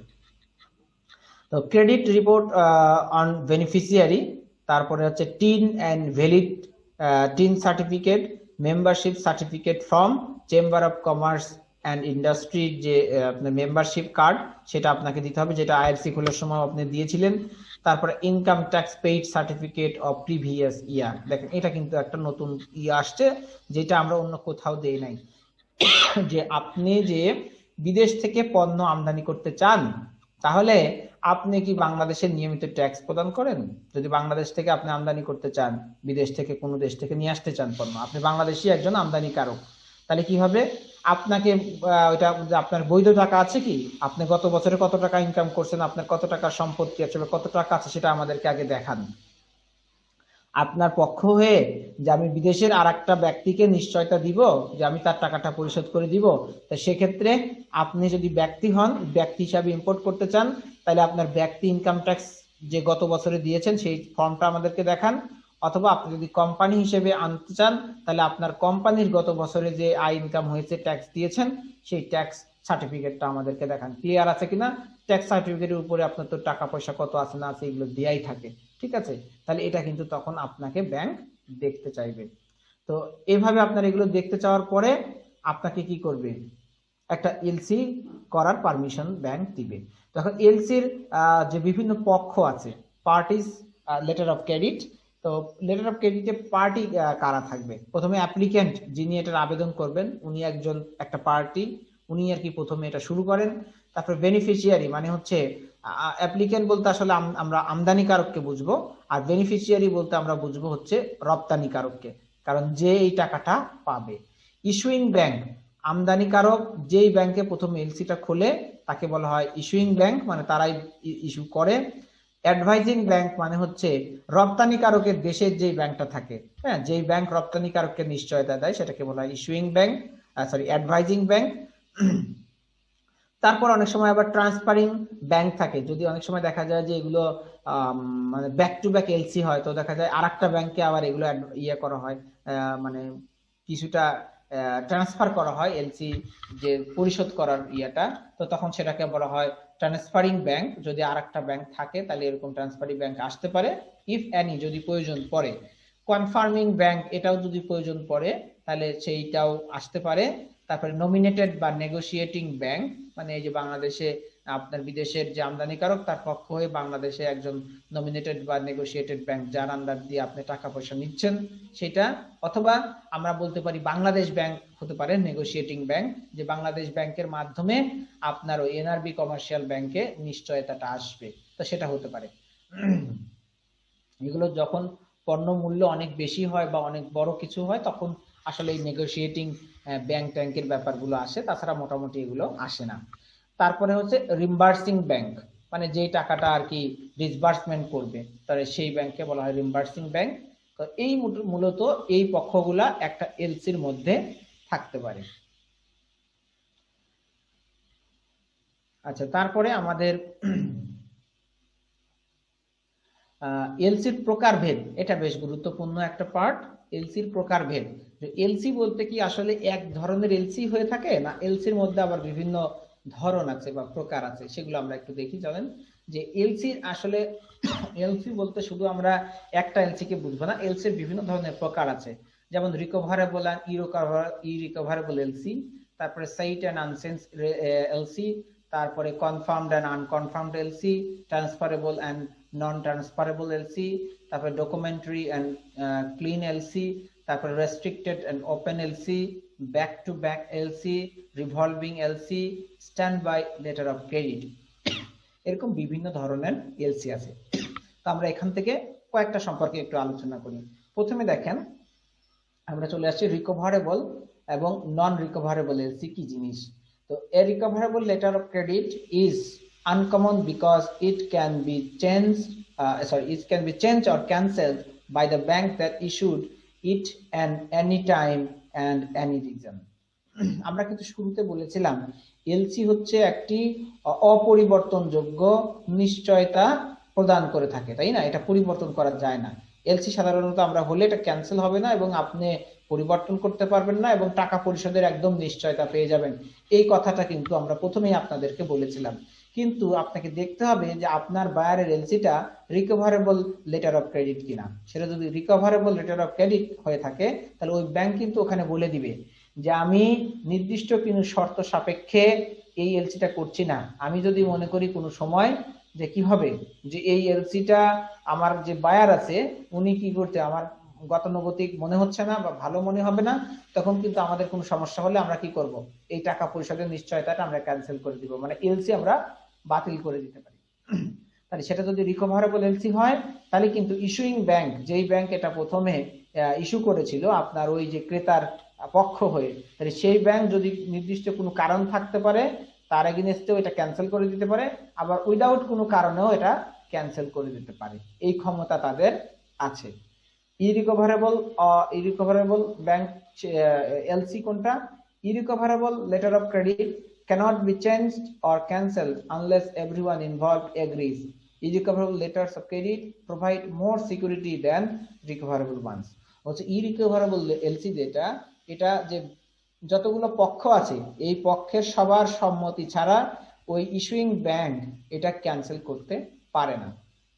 এটা ইচ্ছা করলে যে কোনো সময় যে কোনো কারণে ক্যান্সেল করতে পারো না। সব পক্ষ যদি রাজি থাকে, হ্যাঁ ঠিক আছে আমি আমদানি করব না, রপ্তানি করব বলবে আমি পাঠাবো না, এবং ব্যাংক বলবে যে আমিও টাকা পয়সা নিয়ে আর কোনো প্রতিশ্রুতি নিতে পারবো না, তো সবাই যদি এরকম একমত হয়ে যায় তখন কি হবে, আপনার এই এলসিটা ক্যান্সেল করা যাবে, তাছাড়া ক্যান্সেল করা যাবে না। তাহলে এখানে বলা হচ্ছে রিকভারেবল এলসি থেকে ইরিকভারেবল এলসিটা কি বেশি সিকিউরিটি প্রদান করে। সাইট এলসি এবং আনসেন্ট এলসি এই দুটার ক্ষেত্রে বলা হয়, সাইন্ট এলসির ক্ষেত্রে বলা হয় যে আপনার দেখা মাত্র বা আপনার এটা এলসির কাগজ উপস্থাপন করা মাত্র রপ্তানিকারক পণ্য পাঠিয়ে দেওয়ার পরে এরা যদি ব্যাংকে উপস্থাপন করে তাহলে রপ্তানিকারকের যে ব্যাংক ওই ব্যাংক এটা পরিশোধ করতে বাধ্য। আর পরের যেটা, এটা হচ্ছে যে রপ্তানিকারক পণ্য পাঠানোর পরে যদি এটা যা শো করে তাহলে সেক্ষেত্রে ওই ব্যাংক আবার কিছুদিন সময় নিতে পারে। এই সময় নিয়ে সে কি করে, এই সময় নিয়ে সে ওই ব্যাংক থেকে বিদেশের থেকে আগে টাকাটা পাবে, তারপরে সে টাকাটা পরিশোধ করবে। তাহলে এক্ষেত্রে দেখা যায় একটু পেমেন্টটা ডিলে হতে পারে। কনফার্মড এন্ড আনকনফার্মড এলসি, তো এই দুই ধরনের এলসির মধ্যে আবার বলা হয় যে এই যে টাকা পরিশোধের ব্যাপারটা অনেকটা কনফার্ম থাকে। হ্যাঁ, এক্ষেত্রে কোনো রকম বিচ্যুতি হবে না, কোনো রকম প্রবলেম হবে না, একদম কনফার্মলি দিবে। আনকনফার্মের ক্ষেত্রে দেখা যায় এটা অনেক সময় নাও হতে পারে, যে আপনাকে এরকম আপনার ব্যাংক গ্যারান্টি দিচ্ছে যে বিদেশি ব্যাংক যদি টাকা দেয় তাহলে আমি আপনাকে টাকা দিব, আর বিদেশি ব্যাংক যদি টাকা না দেয় তাহলে আমি আপনাকে টাকা দিব না। বা যদি পণ্য আপনি পাঠান, আমার যে কি বলে আমদানিকারক ইনি যদি টাকা নাও দেয় তাহলে আমি যে ব্যাংক আপনার এলসি খুলে দিচ্ছি এই ব্যাংক সমস্ত টাকাটা পরিশোধ করব। তারপরে আসছে ট্রান্সফারেবল এন্ড নন ট্রান্সফারেবল।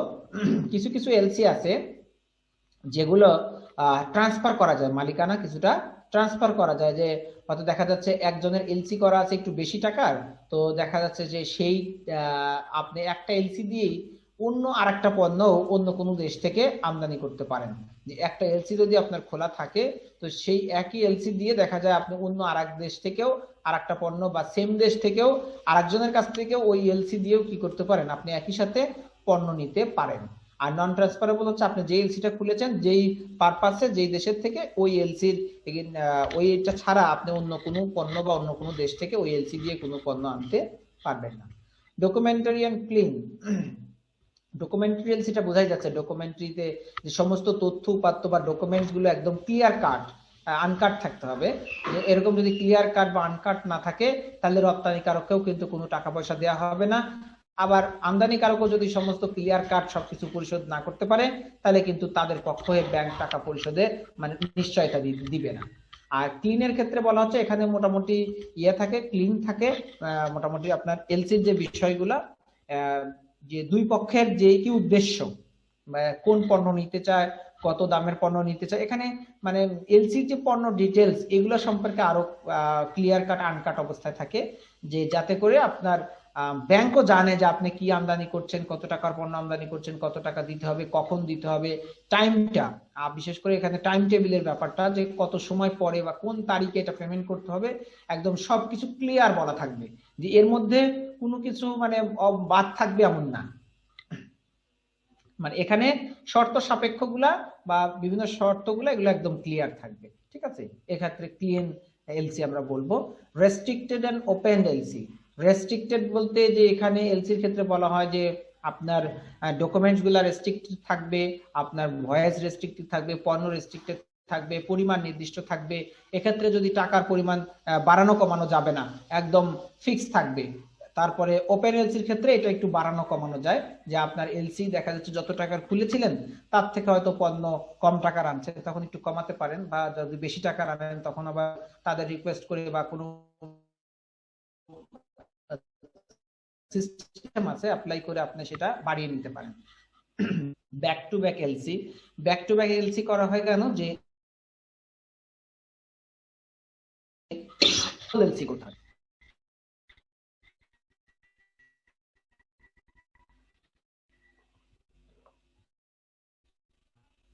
আবার দেখা যেতে পারে যে এমন হয়েছে যে একটা এলসির এগেইনস্টে আবার আরেকটা এলসিও করা লাগতে পারে, তাহলে সেই ক্ষেত্রে আমরা বলি ব্যাক টু ব্যাক এলসি, মানে ডাবল সিকিউরিটি দিয়ে থাকে ব্যাক টু ব্যাক এলসিতে। আবার নিজের প্রয়োজনেও অনেক সময় করা লাগতে পারে, যে অন্য আরেকটা দেশ থেকে একটা এই এলসির এগেইনস্টে আপনি আরেকটা এলসি খুলে নিতে পারেন, তো সেটাকে আমরা বলতে পারি back to back LC. Revolving LC এটা অনেকটা ইসের মতো, কি বলবো,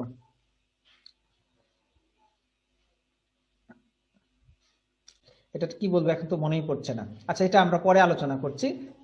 stand by letter of credit. তো standby letter of credit হচ্ছে যে এটা এলসি থেকে একটু আলাদা। স্ট্যান্ড বাই বলতে আমরা বুঝছি যে লেটার অফ ক্রেডিটে যেমন আপনার ইয়ে দেওয়া থাকে। আচ্ছা, রিভলভিংটা মনে পড়েছে, রিভলভিংটা বলে ফেলি।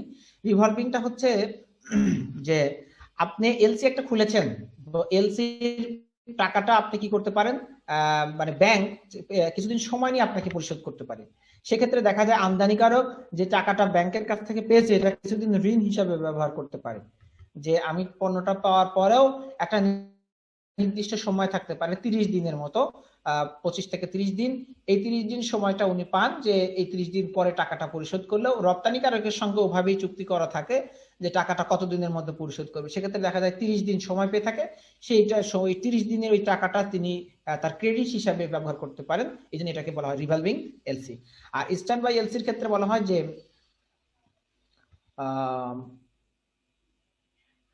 কি বলবো, এটা তো বাংলাটা মনে আসছে না,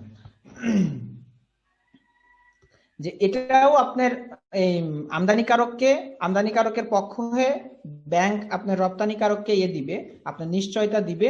কিন্তু দেখা যায় যে স্ট্যান্ড বাই হিসাবে এটা কাজ করে, যে যদি আমদানিকারক আপনার টাকা পয়সা ঠিকঠাক মতো পরিশোধ করে দেয় ব্যাংকে, দেন আপনার রপ্তানিকারককে সেই ইয়েটা দিয়ে দিবে, মানে টাকা পরিশোধের যে নিশ্চয়তা এটা দিবে। যদি উনি পরিশোধ না করেন সেই ক্ষেত্রে আর রপ্তানিকারককে কিন্তু টাকা পরিশোধের ক্ষেত্রে এলসিটা হেল্প করবে না। তো এই যে বিভিন্ন ধরনের এলসি আছে, তো এগুলো আমরা সংক্ষেপে একটু ধারণা আপনাদেরকে দেওয়ার চেষ্টা করলাম। তো আপনারা যখন আমদানিকারক হবেন, এলসি খুলবেন, তখন এই প্র্যাকটিসগুলো আমাদের দেশে প্রচলিত আছে কিনা এটা একটা ব্যাপার। এটা একটা বিভিন্ন দেশের কনসেপ্ট নিয়ে আমরা কথাগুলো বললাম। এখন আমাদের দেশে এই সবগুলো এলসি আছে কিনা এটা আমারও জানা নাই। তো এগুলো বিভিন্ন এলসির প্যাটার্ন। তো আপনি যখন কোনো এলসি খুলতে যাবেন কোনো ব্যাংকে, তখন সেখানে যাই দেখতে হবে যে এই দেশে কি কি ধরনের এলসি খোলা হয়, বা আপনি যেই ব্যাংকে এলসি খুলতে গেছেন ওই ব্যাংক আসলে কোন এলসি গুলো খোলে, বা সেখানে এতগুলো প্রকারভেদ আছে কিনা সেগুলো দেখে যেতে। এগুলো ইন্টারন্যাশনাল কনসেপ্ট, বিভিন্ন দেশের বাইরের এই ধরনের জিনিসগুলো প্রচলিত আছে।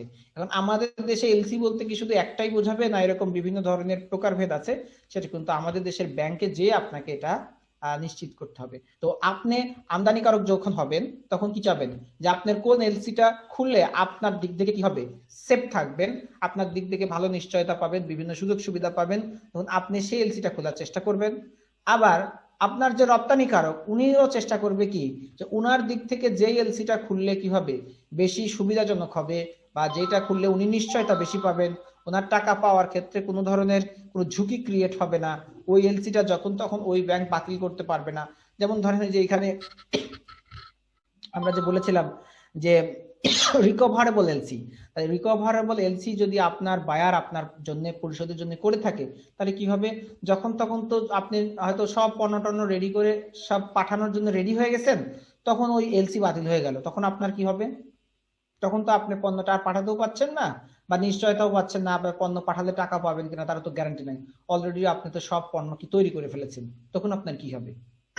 তো এই জন্য আপনি কোন এলসির আন্ডারে পণ্যগুলো পাঠাতে চাচ্ছেন এটা আপনাকে ভালোভাবে দেখে বুঝে নিতে হবে, তাহলে কিন্তু আপনি পণ্য পরিশোধের নিশ্চয়তাটা ভালোভাবে পাবেন। তাহলে এলসি মানেই যে সবসময় 100% পূর্ণ গ্যারান্টি দিচ্ছে এমনটা কিন্তু হচ্ছে না, কারণ যদি রিকভারেবল এলসি হয় তাহলে তো যখন তখন ওই ইস্যুইং ব্যাংক এটা বাতিল করে দিতে পারে, তাহলে তো আপনি ইনসিকিউরিটির মধ্যে একটা পড়ে যেতে পারেন। তো এগুলো চিন্তা ভাবনা করেই কিন্তু আপনার কি করা উচিত, এলসির দেখে তারপরে আপনার স্টেপ গুলো নেওয়া উচিত। তো এবারে আসছি আমরা এলসি করার শর্ত সমূহ, যে আমদানিকারক যে শাখায় তার ব্যবসায়িক হিসাব পরিচালনা করেন সে শাখায় এলসি খোলার জন্য আবেদন করবেন। এডি অথরাইজড ডিলার শাখা ব্যতীত অন্য কোনো সাধারণ শাখা সরাসরি ঋণপত্র বা এলসি খুলতে পারবে না, তবে অন্যান্য সাধারণ শাখা ফরওয়ার্ডিং শাখা হিসেবে এলসি খোলার ব্যবস্থা নিতে পারেন। সেক্ষেত্রে তাকে তার নিকটস্থ এডি শাখা বা একই ব্যাংক হতে হবে। গ্রাহকের আবেদন ও অন্যান্য কাগজ পত্রাদি ফরওয়ার্ড করতে হবে এবং উক্ত এডি শাখা অ্যাডভাইজার যে অথরাইজড ডিলার শাখা, তো এই শাখায় সাধারণত আপনি এলসি খোলার ব্যবস্থা নেবেন। এখানে বলতে আসলে বোঝা যাচ্ছে যে এই যে আপনি এলসি কোন ব্যাংকে যা খুলবেন, আপনার যেই ব্যাংকে হিসাব আছে, যেই ব্যাংকে অ্যাকাউন্ট আছে, যেই ব্যাংকে আপনি হিসাব পরিচালনা করেন, সেই ব্রাঞ্চে যেই আপনাকে এলসিটা খুলতে হবে। এখন আপনি চট্টগ্রাম যদি ধরেন যে পণ্য আমদানি করবেন তো চট্টগ্রাম বন্দর দিয়ে, আপনি এখন এমনটা না যে আপনাকে চট্টগ্রাম বন্দরের ওখানে যায় এলসি খুলতে হবে, তাই না? ওখানে যে কোনো ব্যাংকে যাই যদি আপনি এলসি খুলতে চান তো যে কোনো ব্যাংক কিন্তু আপনাকে এলসি দিতে পারবে না, কারণ তার আগে বলবে তাহলে আপনি আমাদের এখানে একটা অ্যাকাউন্ট করেন। তাহলে অ্যাকাউন্ট করলে তাহলে আপনার ওই অ্যাকাউন্টের এগেইনস্টে কি করতে পারবে, এলসিটা খুলতে পারবে। এখানে আরো অনেক ব্যাপার স্যাপার থাকে। আপনি যদি নতুন একটা ব্যাংকে টপ করে এলসি খোলেন তাহলে ওই ব্যাংক তো জানবে না যে আপনি কেমন টার্নওভার করেন, আপনার আর্থিক লেনদেন কেমন হয়, অনেক কিছু আপনার সম্পর্কে ওরা জানবে না। সেক্ষেত্রে আপনাকে এলসি খুলে দিতেও তারা চাইবে না সহজে, ঠিক আছে? যে আপনি চেনে না জানে না, আপনি ঢুক করে তার কাছে এলসি খুলতে গেলেন, আপনার পক্ষ হয়ে সে মানে টপ করে আরেকজনকে নিশ্চয়তা দিবে না। এই জন্য সাধারণত আপনি যেই ব্যাংকের যেই ব্রাঞ্চে আপনি কি করেন, আপনার হিসাব সংক্রান্ত পরিচালনা করেন বা ব্যাংকিং হিসাব পরিচালনা করেন, সেই ব্রাঞ্চটাতেই আপনার কি করা উচিত, এলসি খোলা উচিত। এবং যদি আপনি ওই ব্রাঞ্চে না খুলে ওই সেম ব্যাংকের অন্য কোনো ব্রাঞ্চেও খুলতে চান তাহলেও আপনি খুলতে পারবেন, কারণ ওই ব্যাংকের ডাটাবেজে তো আপনার সম্পর্কে বিস্তারিত তথ্য আছে। তো সেই ক্ষেত্রে আপনার যেই শাখায় অ্যাকাউন্টটা আছে ওই শাখা থেকে তারা বিভিন্ন তথ্য উপাত্তগুলো তারা কালেকশন করে নিয়ে তারপরে ওই শাখা আপনাকে এলসি খুলে দিবে, কিন্তু অন্য কোনো ব্যাংকে কিন্তু আপনাকে এলসি খুলে দিবে না, সেই কথাটা এখানে বলা হচ্ছে ব্যাংকের ক্ষেত্রে। তারপরে বলছে আমদানি ঋণপত্র খোলার পূর্বে এডি শাখার সংশ্লিষ্ট কর্মকর্তা নিম্নোক্ত বিষয়গুলো পরীক্ষা করবেন এবং নিশ্চিত করে নেবেন। যে আপনি এডি শাখা বলতে যে অথরাইজড শাখা যেটাকে আমরা বললাম, সে অথরাইজড শাখা কি করবে, যে আমদানিকারক সিসিআই এন্ড ই হতে আইআরসি গ্রহণ করেছেন কিনা, মানে ওই যে আমরা এক্সপোর্ট ইম্পোর্ট যে controller, chief controller of export and import যে আমরা অথরিটি অফিস থেকে আমরা আইআরসিটা নিয়েছিলাম, এটা ঠিকঠাক আছে কিনা, আমাদের ওই যথাযথ জায়গা থেকে আমরা আইআরসি নিছি কিনা, আবেদনকৃত পণ্যটি বাংলাদেশে আমদানি যোগ্য বা ইম্পোর্ট পলিসি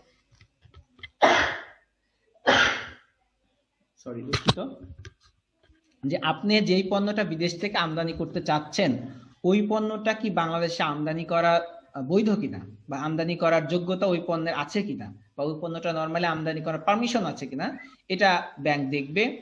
3 ধরনের পণ্য উল্লেখ আছে, যেমন রেগুলার আইটেম চাল ডাল তেল, রেস্ট্রিক্টেড আইটেম অস্ত্র মদ, হ্যাঁ, তারপরে এন্ড ব্যান্ড আইটেমস হচ্ছে মানে ব্যান্ড আইটেম যে শুকর জাতীয় বা শুকর থেকে তৈরিকৃত পণ্য বা এরকম কোনো আইটেম, সরাসরি এটার মাংস বা এটা চর্বি বা এটা দিয়ে কোনো পণ্য তৈরি হলে সেগুলো কিন্তু বাংলাদেশে আইনত আপনি ব্যান্ড একদম, এগুলো শুকর ব্যবহার করে বা শুকরের কোনো অংশ বিশেষ ব্যবহার করে বা এর কোনো উপাদান ব্যবহার করে যদি কোনো পণ্য তৈরি হয়ে থাকে তাহলে সেটা বাংলাদেশে আপনি কোনোভাবেই আনতে পারবেন না, একদম ব্যান্ড, এটা কোনোভাবেই পারমিশন পাবেন না। এটা অনেক পণ্য তো থাকে যে যেগুলো কি এন্টি রেস্ট্রিক্টেড, মানে আমদানি করা নিষেধ কিন্তু অনুমতি সাপেক্ষে করা যায়, বিশেষ বিবেচনায় আপনি যদি পারমিশন নিতে পারেন তাহলে করা যায়, কিন্তু ব্যান্ড যেটা সেটা কখনোই আপনি আমদানি করতে পারবেন না। তাহলে রেস্ট্রিক্টেড যেটা আমদানি করা নিষেধ থাকে কিন্তু পারমিশন নিয়ে করা যায় সেগুলোকে আমরা বলি রেস্ট্রিক্টেড, যেমন মদ বা অস্ত্র এগুলো আমদানি নিষিদ্ধ কিন্তু বিশেষ অনুমতি সাপেক্ষে এগুলা আমদানি করা যায়, অস্ত্র গোলা বারুদ ইত্যাদি যেগুলা রাসায়নিক জিনিস এগুলা শর্ত সাপেক্ষে অনুমতি নিয়ে করা যায়।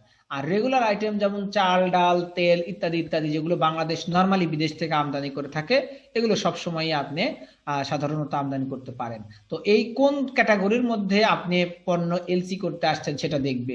তারা যদি ব্যান্ড ক্যাটাগরির পণ্য আমদানি করার জন্য যদি আপনি এলসি খোলার জন্য যান, তাহলে আপনাকে আসসালামু আলাইকুম দিয়ে বলবে আপনি এখন যেতে পারেন, আমরা আপনাকে এলসি দিতে পারবো না, কারণ এই পণ্য বাংলাদেশে আমদানি নিষেধ, আর এই পণ্যের জন্য এলসি খোলা এটা আইনত দণ্ডনীয় অপরাধ, বা এটা খোলার নিয়ম নাই, আমরা আপনাকে এলসি দিতে পারবো না।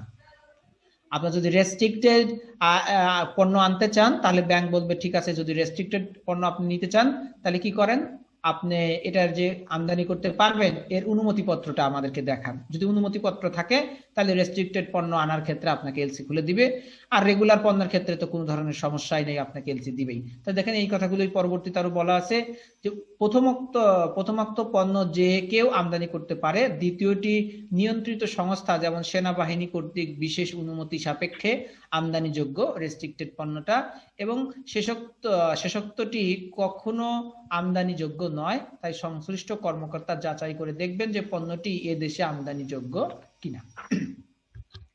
তো তারপরে আপনাকে এলসি দিতে কিন্তু ব্যাংক রাজি হবে। তারপরে এলসি করার আরো কিছু শর্ত সমূহ আছে, যে আমদানি পণ্যের সম্ভাব্য যে মূল্য বা ইনভয়েস প্রাইস বা ল্যান্ডেড কস্ট বা কাস্টমস ডিউটি, অভ্যন্তরীণ পরিবহন শুল্ক, সিএনএফ কমিশন, তারপরে অন্যান্য যদি থাকে বর্তমান বাজার মূল্যের চেয়ে কম কিনা। যে আপনি যেগুলা আমদানি করতে চাচ্ছেন এগুলা কি ইচ্ছা মতো দাম বসাই দিচ্ছেন কিনা, যে ওই পণ্যটার দাম হয়তো 1 কোটি টাকা, কিন্তু আপনি ওভার ভ্যালুয়েশন করে বা ওভার ইনভয়েস করে ওটা দেখাচ্ছেন 2 কোটি টাকা। কারণ এই যে আমাদের দেশের টাকাগুলো বিদেশে পাচার করা হয়, কারণ এগুলো বিভিন্ন এলসির মাধ্যমে বিদেশ থেকে পণ্য আমদানি রপ্তানি করার সময় কিন্তু এগুলো সাধারণত পাচার হয়ে থাকে বেশি টাকা, যে আপনি ওভার ইনভয়েস করে দেখানো হয় যে তাকে আপনি তার কাছ থেকে পণ্য কিনছেন 1 কোটি টাকার, কিন্তু তাকে আপনি দেখাচ্ছেন দাম দেখাচ্ছেন 2 কোটি টাকা, মানে 1 কোটি টাকা আপনি অতিরিক্ত তার সঙ্গে চুক্তি করেছেন যে তার মাধ্যমে আপনি বিদেশে নিয়ে যাবেন, তার কাছ থেকে পরে টাকাটা আপনি বিদেশে যাওয়ার পরে নিয়ে নেবেন। হ্যাঁ, বিভিন্ন পারপাসে তার জন্য আপনি হয়তো তাকে পণ্য দাম বেশি দিবেন, বিভিন্ন ভাবে এগুলা চুক্তি করে আর কি। যারা অসৎ উপায়ে বিদেশে টাকা নিয়ে যেতে চায় তারা এই যে এইভাবে কিন্তু ওভার ভ্যালুয়েশন করে নিয়ে যায়। এজন্য ব্যাংক এটা কি করবে, এটা কিন্তু যাচাই করে দেখবে যে আপনি এত টাকার এলসি যে করতে চাচ্ছেন, ইনভয়েস যেটা নিয়ে আসছেন, এটা কি বর্তমান বাজার প্রেক্ষাপটে ঠিক আছে নাকি আপনি ওভার ভ্যালুয়েশন করেছেন, বা কাস্টমস ডিউটি বা বিভিন্ন যে অভ্যন্তরীণ যে খরচ, সিএনএফ কমিশন খরচ ইত্যাদি যত খরচ আপনি দেখিয়েছেন এগুলা কি যথাযথ আছে নাকি আপনি বেশি বেশি দেখাইছেন। যদি বেশি বেশি দেখান তাহলে আপনাকে কিন্তু অত টাকার এলসি এই ব্যাংক দিবে না, বলবে না এখানে তো এত টাকার দিয়ার এত টাকার পণ্য আপনি আনছেন না, তাহলে এত টাকার এলসি আমরা করতে পারবো না। আর প্রকৃত দেখা যায় যদি আপনি সবকিছু প্রকৃত দিয়েছেন, সত্য দিয়েছেন, তাহলে ব্যাংক আপনাকে এলসিটা দিবে। আবেদনকারী আবেদনকৃত পণ্যের ব্যবসার সঙ্গে জড়িত বা সত্যি সত্যি উক্ত পণ্যটি তার প্রয়োজন কিনা, এটাও অনেক সময় ব্যাংক যাচাই করে দেখতে পারে যে আপনি সত্যি সত্যি ওই পণ্য আপনার লাগবে কিনা, বা আপনি কি আসলে এগুলো রেস্ট্রিক্টেড পণ্যর ক্ষেত্রে বিশেষ করে দেখা হয়, রেগুলার পণ্যের ক্ষেত্রে এগুলো অতটা বেশি দেখা হয় না। তো রেস্ট্রিক্টেড পণ্য যেগুলো থাকে ওগুলোর ক্ষেত্রে আপনার এই যে এই তথ্যগুলো নেওয়া হয়, যে আপনি অস্ত্র আমদানি করতে চাচ্ছেন, আপনি এটা পারমিশন কেন দরকার, এগুলো আপনি কি করবেন, আপনি পারমিশনটা পেলেন কিভাবে, বিভিন্ন জিনিস এগুলো যাচাই বাছাই করে তখন দেখা হয়। তো বাংলাদেশে আবেদনকারীর একটি স্থায়ী আবাসিক ঠিকানা বা স্থায়ী ব্যবসায়িক ঠিকানা আছে। তো নিশ্চয়ই আপনি যদি ব্যবসায়ী হিসেবে আমদানি করেন তো আপনার ব্যবসার নামে নিশ্চয়ই আইআরসি আছে, তাহলে আপনার সেই স্থায়ী ঠিকানা কোথায় আছে, এবং আপনি যদি হন ব্যক্তি হন তাহলে আপনারও নিশ্চয়ই স্থায়ী ঠিকানা আছে, আবাসিক ঠিকানা আছে, সেগুলো কোথায়। তো সেগুলো আর কি আবেদনকারী সরবরাহ করবে এবং ব্যাংক এগুলো যাচাই বাছাই করে দেখবে আসলে এগুলা আছে কিনা। কারণ আপনাকে না জেনে না বুঝে না চিনে তো আপনার পক্ষ হয়ে কাউকে গ্যারান্টি দিয়ে একটা নির্বুদ্ধিতার কাজ হবে, তাই না? তো ব্যাংকও সবকিছু একদম পুঙ্খানুপুঙ্খরূপে যাচাই বাছাই করেই আপনার উপরে বিশ্বাস স্থাপন করবে, তাছাড়া কিন্তু আপনার পক্ষে আপনার অন্যজনকে পারমিশন দিবে না। তারপরে শাখায় তার কোনো খেলাপি ঋণ নেই অথবা তিনি কোনো খেলাপি ঋণ গ্রহীতার গ্রান্টর নন, এটাও কিন্তু একটা উল্লেখযোগ্য ব্যাপার, যে আপনার কোনো জায়গা থেকে কোনোদিন কোনো ব্যাংক থেকে ঋণ খেলাপি এই খেতাব পেয়েছেন কিনা, বা এর দুর্নাম আপনার নামে আছে কিনা, বা আপনি ঋণ খেলাপি হয়েছে এরকম কোনো ব্যক্তি ঋণ নেওয়ার সময় গ্যারান্টর ছিলেন কিনা। কারণ গ্রান্টরের লিস্টও তো বাংলাদেশ ব্যাংকে থাকে। ওই যে সিআইবি রিপোর্টের কথা বলছিলাম, ওই রিপোর্ট থেকে আপনার এইটা সম্পর্কে কিন্তু বিস্তারিত তথ্য বাংলাদেশ ব্যাংক এই ব্যাংককে দিয়ে দিবে। তারপরে উক্ত শাখায় অথবা অন্য কোনো ব্যাংক শাখায় তার ওভারডিউ বিল অফ এন্ট্রি বা মেয়াদোত্তীর্ণ বিল অফ এন্ট্রি আছে কিনা এটাও দেখবে। যে আপনি এই ব্যাংকেরই কোনো শাখায় বা এই ব্যাংকের যে শাখায় গেছেন সেই শাখায় বা অন্য কোনো ব্যাংকে আপনার এগেইনস্টে কোনো বিল আসছিল যেটা আপনি পরিশোধ করেন নাই, মানে আপনি কারো কাছ থেকে বাকিতে কিনেছিলেন, ওই টাকাটা নির্দিষ্ট সময় পরিশোধ করার কথা ছিল কিন্তু আপনি ওইটা জমা দেওয়ার পরেও সেই টাকাটা পরিশোধ করেন নাই, এরকম দুর্নাম আপনার নামে আছে কিনা সেটাও কিন্তু তারা দেখবে। হ্যাঁ, যদি দেখা যায় যে হ্যাঁ আপনার নামে বিল আসে কিন্তু আপনি নিয়মিত টাকা পয়সা পরিশোধ করেন না, এটা আপনার একটা বদ অভ্যাস, তাহলে কি হবে? আপনার তো আগেই পরিশোধ করতে মানে পরিশোধ করেন না এমন বদ অভ্যাস আছে, কারণ আপনার এগেইনস্টে যদি এই ব্যাংক কথা দেয় যে রপ্তানিকারকে টাকা পরিশোধ করে দিবে, তখন তো আপনি ঠিক সময় টাকাটা দিবেন না। তাহলে আপনার এই পক্ষ হয়ে ব্যাংক যদি এই এটা দেয়, প্রতিশ্রুতিটা দেয়, তাহলে ব্যাংক একটা ঝামেলায় পড়বে শুধু শুধু অনাকাঙ্ক্ষিত, তাহলে আপনাকে কিন্তু এই ইয়া দিবে না, এলসি দিবে না। তো এবার সবকিছু যদি হয় যে আপনার ঠিকঠাক থাকে, তথ্যগুলো যদি আপনার পক্ষে পজিটিভ হয়, তখন কিন্তু ব্যাংক আপনার জন্য এলসি দিতে রাজি হবে। তো যদি এলসি দিতে চায় তাহলে সেই ক্ষেত্রে এলসি ইস্যুর পর্যায় আছে কয়েকটা, তো সেগুলো আমরা দেখি যে এলসি তখন কিভাবে পর্যায়ক্রমে ইস্যু হবে, তার ধাপগুলো কি কি। যে প্রথম ধাপ, যে কোম্পানির ট্রেড লাইসেন্স, টিন, ভ্যাট বা আইআরসি বা ইম্পোর্ট রেজিস্ট্রেশন যে সার্টিফিকেট, এগুলো আপনি যথাযথভাবে আছে কিনা এগুলো ঠিকঠাক মতো আপনি জমা দিবেন। এগুলো আপ টু ডেট, মানে ওই সময় এগুলো আপনি জানেন যে ভ্যাট বলেন, টিন বলেন, এগুলো সবকিছু ঠিকঠাক মতো থাকলে তখন আপনাকে কি দিবে, আপনি প্রথম পর্যায়ে অতিক্রম করলেন। তারপরে কোনো ব্যাংক এ কোম্পানির অ্যাকাউন্ট করা, আপনি প্রথমে দেখবে যে আপনি যেই কোম্পানির যদি যান বা ব্যক্তি হিসেবে যান, তাহলে কোন ব্যাংকে আসলে আপনি হিসাব পরিচালনা করেন।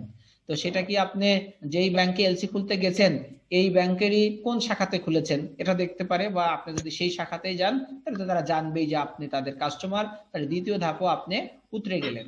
এরপরে তৃতীয় ধাপ, যে যে পণ্যটি আমদানি করবেন তার ইন্ডেন্ট বা পিআই কালেক্ট করা। আপনি যেই পণ্যটি বিদেশ থেকে আমদানি করতে চাচ্ছেন তার ওই যে ইন্ডেন্ট বা প্রোফর্মা ইনভয়েস আপনার আছে কিনা, সেটা আপনি কালেক্ট করেছেন কিনা সেটা ব্যাংক দেখতে চাইবেন, নাহলে কত টাকা করবেন সেটা তারা বুঝবে কি করে। তাহলে এই জন্য তৃতীয় ধাপ আপনি যদি এটা সরবরাহ করতে পারেন পিআই বা ইন্ডেন্ট, তাহলে আপনি এই ধাপ পার করে গেলেন। এরপরে চতুর্থ ধাপ, ব্যাংক থেকে LC letter of credit application form collect করে ইন্ডেন্ট বা পিআই অনুযায়ী পূরণ করে ব্যাংকে জমা দেওয়া। মানে আপনার বেটার যে এলসি খোলার যে ফর্ম আছে এই ফর্মটা আপনি কালেক্ট করবেন।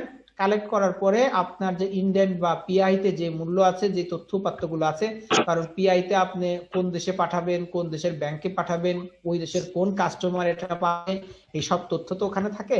কারণ ওই ব্যাংকের বিস্তারিত ঠিকানা বা ওইকে আপনার যে রপ্তানিকারক তার বিস্তারিত ঠিকানা তো আপনার ওইখানে লেখা আছে।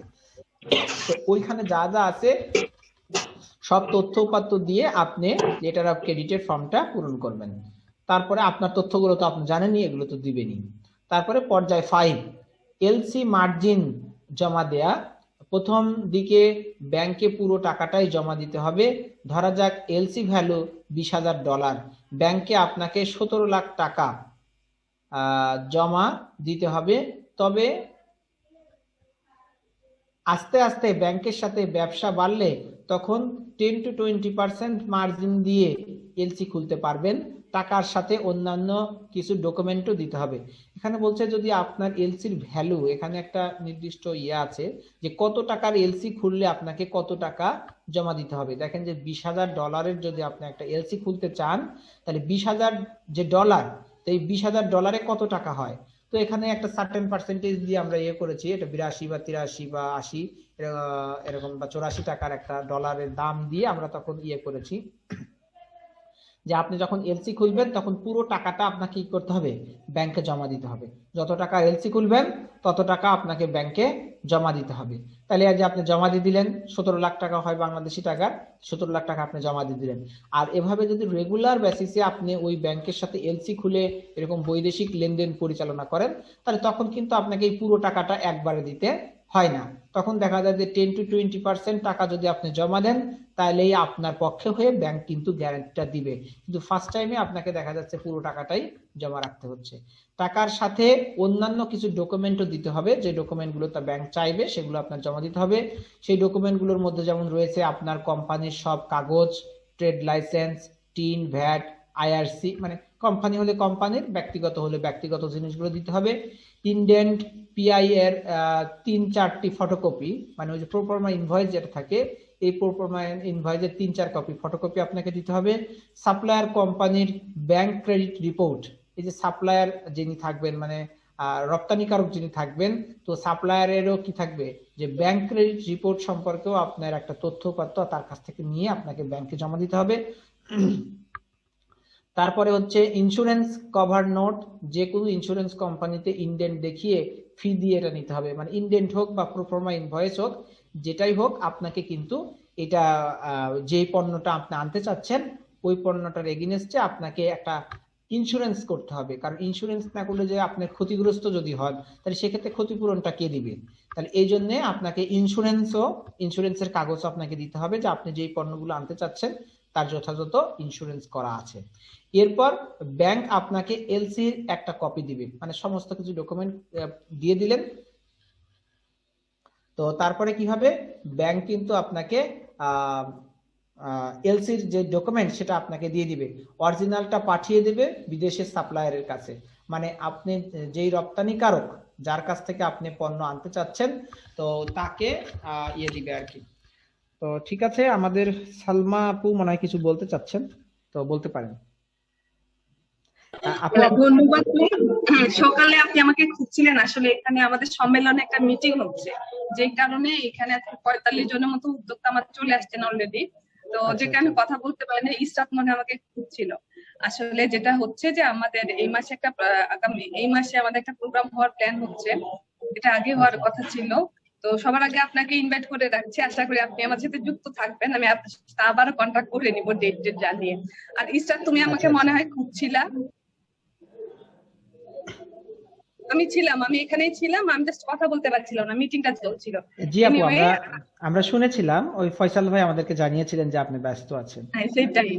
আর যেটা হয় যে আমার এখানে সকালবেলা অনেক উদ্যোক্তারা এসে চলে যায়, যে কারণে সকালবেলায় আমার রাশ টাইম থাকে। আর যেটা হচ্ছে যে এইখানে আপনার ব্যাচ থেকে যেটার জন্য কল করা, মানে এখানে আমার এখন তো আমাদের নজরুল ইসলাম ভাই নারায়ণগঞ্জ থেকে আপনি হাত তুলেছেন, আপনি কি কিছু বলতে চান?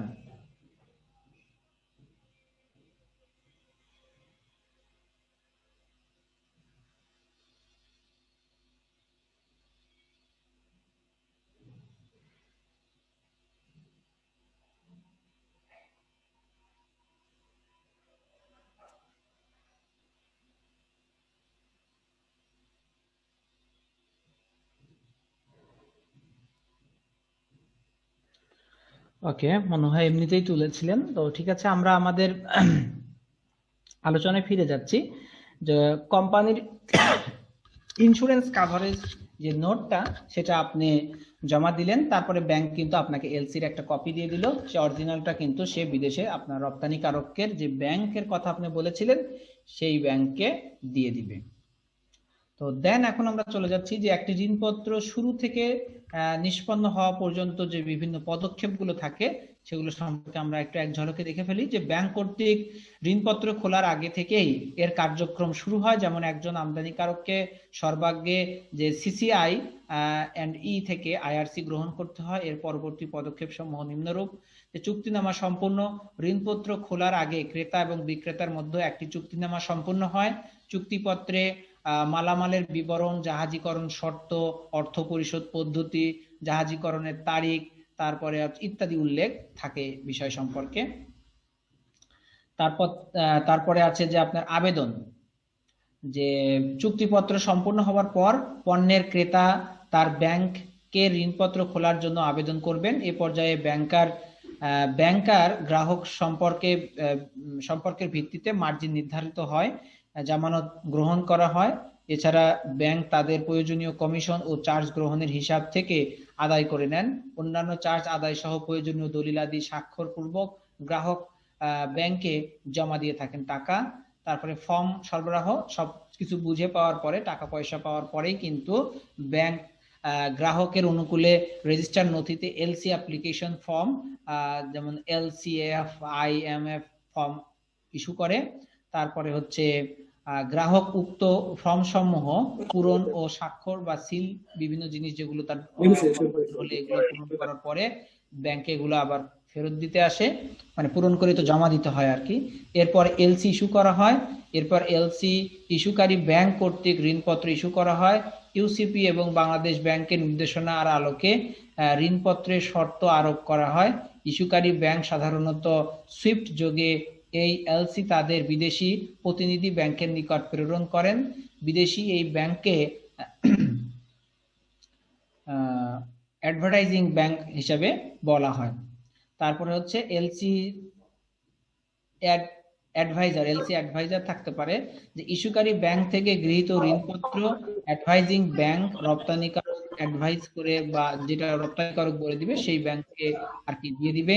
এর বিনিময়ে তাদের অ্যাডভাইজিং চার্জ আদায় করে থাকে। অ্যাডভাইজিং ব্যাংক ঋণপত্রের কোনো শর্ত বা অর্থ পরিশোধ বিষয়ে দায়িত্ব নেয় না, তবে এলসি অ্যাডভাইজারের মাধ্যমে রপ্তানিকারককে এটি নিশ্চিত করা হয় যে ঋণপত্রটি উক্ত ইস্যুকারী ব্যাংক হতেই প্রেরণ করা হয়েছে এবং এটি কোনো জাল ঋণপত্র নয়। মানে আপনার যেই ব্যাংকে আপনি টাকা পাঠাতে বলেছেন তারা বলবে যে এটি কি না, আপনার জাল না, এটা অ্যাকুরেট আছে। তারা এগুলো বিভিন্ন তথ্য উপাত্ত নিয়ে আপনাকে এটা নিশ্চিত করবে।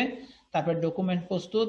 পণ্য জাহাজীকরণের সম্পূর্ণ করতে আপনার রপ্তানিকারক নিজে কিছু ডকুমেন্ট তৈরি করবে। আপনারা জানেন এগুলো সম্পর্কে অত না বলি, আপনি জানেন যে জাহাজী দলিল নিতে হবে, শুল্ক পরিশোধ করতে হবে, তারপরে বিভিন্ন যে প্যাকিং লিস্ট করতে হবে ইত্যাদি ইত্যাদি। আপনার রপ্তানিকারক আপনার আমদানিকারক পণ্য খালাস করার জন্য যেই ডকুমেন্টস গুলো তার দরকার হবে সেই সমস্ত ডকুমেন্টস গুলো আপনি প্রস্তুত করে ব্যাংকে জমা দিবেন। আর আপনার এই ব্যাংক অ্যাডভাইজিং ব্যাংক ওই যে ক্রেতার যে ব্যাংক ইস্যুইং ব্যাংক ওই ব্যাংকটাতে এগুলা পাঠিয়ে দিবে। তো এখানে দেখেন সেগুলোই বলা হয়েছে, জাহাজীকরণের যে বিভিন্ন প্যাকিং ট্যাকিং হাবিজাবি এগুলোর কথা বলা হচ্ছে, এই কাজগুলো করা হবে। এগুলো দলিলপত্র আপনি কালেক্ট করবেন। এগুলো কিন্তু আমরা জানি, এগুলো বলেছি, এই জন্য এখানে আর বেশি ডিসকাস করতে চাচ্ছি না। তারপরে মূল্য আদায়। নমিনেটেড ব্যাংক রপ্তানিকারককে বিল মূল্য অগ্রিম পরিশোধের পর ঋণপত্রের শর্তানুযায়ী রিম্বার্সমেন্ট ব্যাংকের নিকট পুনর্ভরণ দাবি করবে। অন্যথায় ইস্যুকারী ব্যাংকের নিকট ডকুমেন্ট প্রেরণ পূর্বক তাদের নিষ্ঠ অ্যাকাউন্টে বিল মূল্য জমা করতে অনুরোধ জানাবে। তো এভাবেই আপনার নিষ্পত্তি সম্পূর্ণ হবে। এখানে আবার সেই কথাগুলোই আবার বলেছে যে ইস্যুকারী ব্যাংক কর্তৃক ডকুমেন্টস গ্রহণ, মানে যে আপনার অ্যাডভাইজিং ব্যাংক ইস্যুকারী ব্যাংকে পণ্যগুলো ডকুমেন্টস গুলো পাঠিয়ে দিবে। ইস্যুকারী ব্যাংক জাহাজি দলিলি যেমন commercial invoice, packing list, bill of lading, incorporation certificate, তারপরে সার্টিফিকেট অফ অরিজিন প্রভৃতি গ্রহণের পর সেগুলোকে ঋণপত্রের শর্তের সাথে মিলিয়ে দেখবে এবং ডকুমেন্ট যথাযথ যদি ঠিক থাকে, অর্ডারে যেমন করার কথা ছিল তেমন যদি সবকিছু ঠিক থাকে, তাহলে তারপরে বিল পরিশোধ করবে। পাশাপাশি আমদানিকারককে নোটিশ পাঠাবে এবং মার্জিন অবশিষ্ট অর্থ ব্যাংকে জমা করতে বা ডকুমেন্টস ব্যাংক থেকে ছাড় করিয়ে নিতে অনুরোধ জানাবে। আমদানিকারক দেখা যায় যদি কিছু টাকা বাকি থাকে তাহলে অবশিষ্ট টাকা ব্যাংকে বলবে পরিশোধ করার জন্য এবং ওই দলিলপত্রগুলো ছাড়িয়ে নিতে। যখন উনি ব্যাংকের সমস্ত টাকা পরিশোধ করে দিবেন তখন কি করবে, ব্যাংক ওই ডকুমেন্টস গুলো আমদানিকারককে দিবে। আদারওয়াইজ ওই ডকুমেন্টস গুলো কিন্তু ব্যাংক আমদানিকারককে দিবে না। তো আমদানিকারককে মার্জিন অবশিষ্ট অর্থ যদি পরিশোধ করেন চার্জ সুদ সমেত, তখন ব্যাংক থেকে ডকুমেন্টস গ্রহণ করতে পারবে এবং সিএনএফ এজেন্টের সাহায্যে বন্দরের শুল্ক পরিশোধ করতে হবে এবং জাহাজি কোম্পানির নিকট হতে মালামাল ছাড় করিয়ে নেবে। আর ডকুমেন্টসে কোনো ত্রুটি থাকলে তা আমদানিকারককে অবহিত করবে এবং তার সম্মতিক্রমে ডকুমেন্টস তার অনুকূলে ছাড় দেবে। এখন এই হচ্ছে আপনার একটা এলসির বিস্তারিত প্রক্রিয়া। এখন এলসির যদি আপনার কোনো ভুল ত্রুটি হয়ে যায় বা এলসি যদি কোনো কিছু আপনার অ্যামেন্ডমেন্ট করার দরকার পড়ে বা সংশোধনীর দরকার পড়ে তাহলেও কিছু নিয়ম আছে। তো ঋণপত্র খোলার পর প্রায়শই গ্রাহক গণ ঋণপত্রের সংশোধনী আনয়নের জন্য আবেদন করে থাকেন। সাধারণত নিম্নোক্ত বিষয়ে গ্রাহকগণ সংশোধনী চেয়ে আবেদন করতে পারেন বা থাকেন। ঋণপত্রের জাহাজীকরণ ও মেয়াদ উত্তীর্ণের তারিখ বাড়ানো, এটা কিন্তু অনেক সময় খুব হয়ে থাকে, কারণ আপনি একটা তারিখ দিয়ে হয়তো এলসি খুলেছিলেন, সেটা রপ্তানিকারক হয়তো নির্দিষ্ট সময় পণ্য পাঠাতে পারে নাই, তার কারণে সময় বেশি লেগে যেতে পারছে, এই জন্য আপনাকে বাড়ানো লাগতে পারে। অথবা জাহাজের বন্দরে এসে হয়তো সময় লেগেছে, সেটা লোড হতে কোনো প্রবলেম হয়েছে বা আনলোড হতে কোনো প্রবলেম হয়েছে। তো তখন এরকম যদি হয়ে থাকে বা কোনো দুর্যোগের মধ্যে পড়ে কিছুদিন হয়তো কোথাও থাকতে হয়েছে বা জাহাজ নষ্ট হয়ে গেলে সেখানে তো মেরামত করার কারণে হয়তো পণ্য আপনার আসতে দেরি হচ্ছে, তো বিভিন্ন কারণে যদি আপনার দেখা যায় জাহাজ ঠিক সময় আসতে পারছে না, তখন তো আপনাকে কি করতে হবে, এই মেয়াদ বাড়ানো লাগতে পারে। ঋণপত্রের মূল্য কমানো বা বাড়ানো, এমন যদি হয় দেখা যেতে পারে যে আপনি বেশি টাকার যে দামে পণ্য আনতে চেয়েছিলেন তার থেকে বেশি দাম হয়ে গেছে হঠাৎ করে, বা তার থেকে বেশি দাম খরচ পড়ে যাচ্ছে আপনার কোনো কারণে, যেটা হয়তো আগের হিসাবে আপনার ভুল হয়েছিল ধরা। তো এই যে যদি ভুল হয়ে থাকে তাহলে এটা আপনার তখন এলসির ভ্যালুটা কমাতে হবে। অথবা যদি দেখা যায় যে আপনার কোনো কারণে হয়তো খরচ ধরা বাদ পড়ে গেছে, এখন খরচ বেশি হয়ে যাচ্ছে, তাহলে এলসির ভ্যালু বাড়ানো লাগতে পারে, তো তার জন্য আপনি ব্যাংকে আবেদন করতে পারেন। তারপরে সরবরাহকারী পরিবর্তন, এমনটাও কিন্তু ঘটতে পারে, যা আপনি হয়তো এক সরবরাহকারীর কাছ থেকে পণ্যটা আনার জন্য এলসি খুলেছিলেন, কিন্তু দেখা যাচ্ছে ওই সরবরাহকারীর পরবর্তীতে দিতে পারছে না, বা ওনার কোনো সমস্যা হয়েছে, নিজে ইচ্ছাকৃতভাবে উনি ক্যান্সেল করেছেন। অথবা আপনি আমদানিকারক, আপনি হয়তো বা তার থেকে কোনো কম দামে আরো একজন সরবরাহকারী পেয়ে গেছেন, তো সেই ক্ষেত্রে কি করতে পারেন, আপনি কিন্তু ওই যে ক্যান্সেলেবল যদি হয় এলসি হয়, সেক্ষেত্রে কিন্তু সহজেই সেটা পরিবর্তন করতে পারেন, ওনার কাছ থেকে ক্যান্সেল করে আরেকজনের কাছে দিয়ে দিতে পারলেন। অথবা শুধুমাত্র কোম্পানি পরিবর্তন করে দিতে পারেন, যে সাপ্লায়ার পরিবর্তন হয়ে গেল, রপ্তানিকারক যিনি ছিলেন তার কাছ থেকে না নিয়ে অন্য রপ্তানিকারকের কাছ থেকে আপনি পণ্যটা আনবেন। মালামালের বিবরণীর পরিবর্তন, এখানে কম বেশি হতে পারে, যে আপনি যতগুলো প্রোগ্রাম ইনভয়েস নিয়েছিলেন পরবর্তীতে মনে করেছেন যে না আপনার এত লাগবে না, আপনি কমায় নেবেন, তাহলে সেগুলো কমাতে পারেন। যদি মনে করেন না আপনার আরো বাড়ায় নিতে হবে, তাহলে আপনি আরো বাড়ায় নিতে পারেন, তাহলে এগুলোও কিন্তু পরিবর্তন আপনি করতে পারেন। ঋণপত্রে কোনো নতুন শর্ত আরোপ করতে পারেন বা কোনো শর্ত শিথিলও করতে পারেন। ঋণপত্রের কোনো শর্ত বাদ দেওয়ার কথা দেখেন বলছে, যে বাদও আপনি ইচ্ছা করলে দিতে পারেন। কারণ আপনি এলসি খুলে যখন আপনার রপ্তানিকারকের কাছে পাঠাবেন, তখন আপনার রপ্তানিকারক ওই এলসি পরিটরে দেখে ভাবলো যে না এটা তো ইয়ে হয়ে গেছে, রিক্যান্সেলেবল ক্যান্সেলেবল এলসি, তাহলে আমি কি ওই ক্যান্সেলেবল এলসিতে পণ্য পাঠাবো না, তাহলে আমাকে নন ক্যান্সেলেবল এলসি করে দিতে হবে, তখন কিন্তু আপনাকে ব্যাংকে বলে আবার ওই নন ক্যান্সেলেবল এলসি আপনাকে করতে হবে। তো তারপরে আরো হতে পারে যে মালামালের বিবরণী পরিবর্তন, আমরা বলেছি, নতুন শর্ত আরোপের কথা বলেছি, তারপরে ঋণপত্রের কোনো শর্ত বাদ দেওয়ার কথা বলেছি, পরিবহনের ধরন পরিবর্তন, এটাও হতে পারে যে আপনি হয়তো বিমানে আনতে চেয়েছিলেন এলসি খোলার সময়, পরবর্তীতে ভেবেছেন না বিমানে অনেক খরচ বেশি হয়ে যাচ্ছে, আপনি বিমানে না এনে জাহাজে নিতে চান। আবার কোন একটা জাহাজ নির্দিষ্ট করে দিয়েছিলেন আগে, সেই জাহাজের নাম পরিবর্তন করে হয়তো অন্য জাহাজে আনতে চান, ঠিক আছে, অন্য দেশের আরেকটা জাহাজ হয়ে আনা যায়। তো বিভিন্ন ভাবে সরাসরি আনা, অন্য দেশ হয়ে ভায়া নিয়ে আসা জাহাজ, বিভিন্ন রকম আছে, তো যে কোনো ভাবে আপনি নিতে পারেন, যদি পরিবর্তন হয় তাহলে সেটা পরিবর্তন করা যাবে। তারপরে মালামাল যাত্রার স্থান অথবা আগমনের স্থান পরিবর্তন করতে পারেন। আপনার হয়তো প্রথমে এলসি খুলেছিলেন যে হয়তো খুলনা বন্দর দিয়ে যাবে, পরবর্তীতে সেটা করেছেন না খুলনা বন্দর দিয়ে না, এটা চট্টগ্রাম বন্দর দিয়ে যাবে, তাই না? আবার হতে পারে যে আপনি চিন্তা করেছিলেন যে ঢাকা এয়ারপোর্ট দিয়ে যাবে, তারপর এটা পরিবর্তন করে মনে করেছেন না ঢাকা এয়ারপোর্ট না চট্টগ্রাম এয়ারপোর্ট দিয়ে দেবো। তাহলে এই যে আপনি যেখান থেকে পাঠাবেন আগমনের স্থানও চেঞ্জ করা যেতে পারে। আবার হতে পারে যে আপনি যেই দেশের যেই আপনার যেই দেশে পণ্যটা যাচ্ছে, আমদানিকারক যেইভাবে যেই দেশে পণ্যটা নিচ্ছে, তো ওই দেশেও তো কি হতে পারে, অনেক বিমানবন্দর আছে, তো সেক্ষেত্রে এক বিমানবন্দর থেকে আরেক বিমানবন্দরে আপনি ট্রান্সফার করে নিতে পারেন বা অন্য পরিবর্তন করতে পারেন। অথবা আপনি যদি নেন বন্দর দিয়ে নেন, তাহলে সেক্ষেত্রে ওই দেশেও হয়তো একাধিক বন্দর থাকতে পারে, তো এক বন্দর দিয়ে আনার কথা ছিল, কোনো প্রবলেম হয়েছে বা কোনো আপনি কোনো একটা সুবিধা মনে করেছেন যে সেই জায়গার নাম চেঞ্জ করে অন্য বন্দর দিয়ে আপনি নিতে চান, তাহলে সেটাও আপনি পারবেন। কোনো নির্দিষ্ট শর্ত পরিবর্তন, এছাড়াও যদি আপনি অন্যান্য কোনো নির্দিষ্ট শর্ত পরিবর্তন করতে চান বা যোগ করতে চান, তাহলে সেটাও করতে পারেন। আপনি আবেদন সাপেক্ষে ব্যাংক আপনার এগুলা আমলে নিয়ে চেঞ্জ করার চেষ্টা করবে। এ ধরনের সংশোধনী আবেদনের প্রাপ্তির পর যদি তা কোনো নিয়ম আচারের পরিপন্থী না হয় অথবা ব্যাংক বা দেশের কোনো ক্ষতির কারণ না হয়, তবে সংশোধনী করা যেতে পারে। তবে কোনো কিছুর পরিবর্তন অবশ্যই বিদেশি সরবরাহকারীর অনুমোদন থাকতে হবে। মানে যে আপনি আমদানিকারক হিসাবে এলসির কোনো তথ্য যদি পরিবর্তন করতে আসেন, তাহলে সেক্ষেত্রে আপনার যিনি রপ্তানিকারক আছে তার অনুমতি থাকতে হবে, তার অনুমতি না থাকলে এগুলো অনেক সময় করা যায় না, অন্যথায় সে উক্ত সংশোধনী গ্রহণ নাও করতে পারে। হ্যাঁ, এই জন্য আপনি তার অনুমতি নিয়েই সংশোধনীটা করা উচিত। সংশোধনী আনয়ন করা হলে গ্রাহকের নিকট থেকে ব্যাংকের নিয়মানুযায়ী কমিশন ও অন্যান্য চার্জ আদায় করে নিবে। মানে আপনি যদি শর্ত কিছু পরিবর্তন করতে চান তাহলে নিশ্চয়ই সেক্ষেত্রে কিছু চার্জ প্রযোজ্য হবে, সেগুলো আপনাকে কিন্তু ব্যাংকে পরিশোধ করতে হবে। গ্রাহক ঋণপত্র বাতিলের আবেদন করলে বিদেশি সরবরাহকারী এবং বিদেশি ব্যাংকের অনুমোদন সাপেক্ষে করতে হবে। একতরফা ভাবে ঋণপত্র বাতিল মানে এলসি বাতিল যদি আপনি করতে চান বা সংশোধন করতে চান তাহলে কিন্তু সেটা করা হবে না। তারপরে আছে যে পেমেন্টের ধরন অনুযায়ী এলসি সমূহ, ওই যে বিভিন্ন পেমেন্ট আছে যে দেখা মাত্রই ডকুমেন্ট জমা দেওয়া মাত্রই প্রদান করতে হবে, কোনটা আছে আপনি কিছুদিন পরেও পরিশোধ করার সময় পাবেন, কোনটা আছে যে আপনার রপ্তানিকারক যদি একজন নমিনি দিয়ে দেয় তাহলে সেও যা তুলতে পারবে, তাকেও দেওয়া যেতে পারে।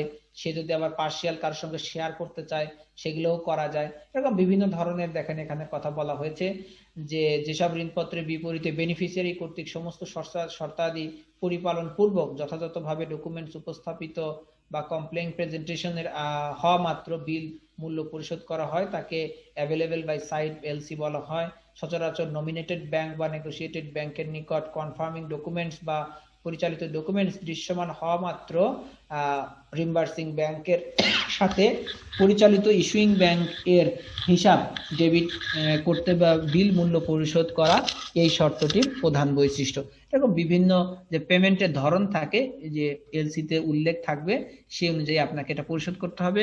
যেমন যে কোনো ব্যাংক দেখেন বলেছিলাম আমরা ডিফার্ড ক্রেডিট পাওয়া যায় যে হ্যাঁ যে কিছুদিন পরে পরিশোধ করার যে সুযোগ পাওয়া যায়, সেক্ষেত্রে বলা হচ্ছে যেসব এলসি বিপরীতে বেনিফিশিয়ারিকে নির্দিষ্ট সময়ের পর বিল মূল্য পরিশোধ করা হবে শর্ত আরোপিত থাকে তাকে অ্যাভেলেবল বাই ডিফার্ড পেমেন্ট বলা হয়।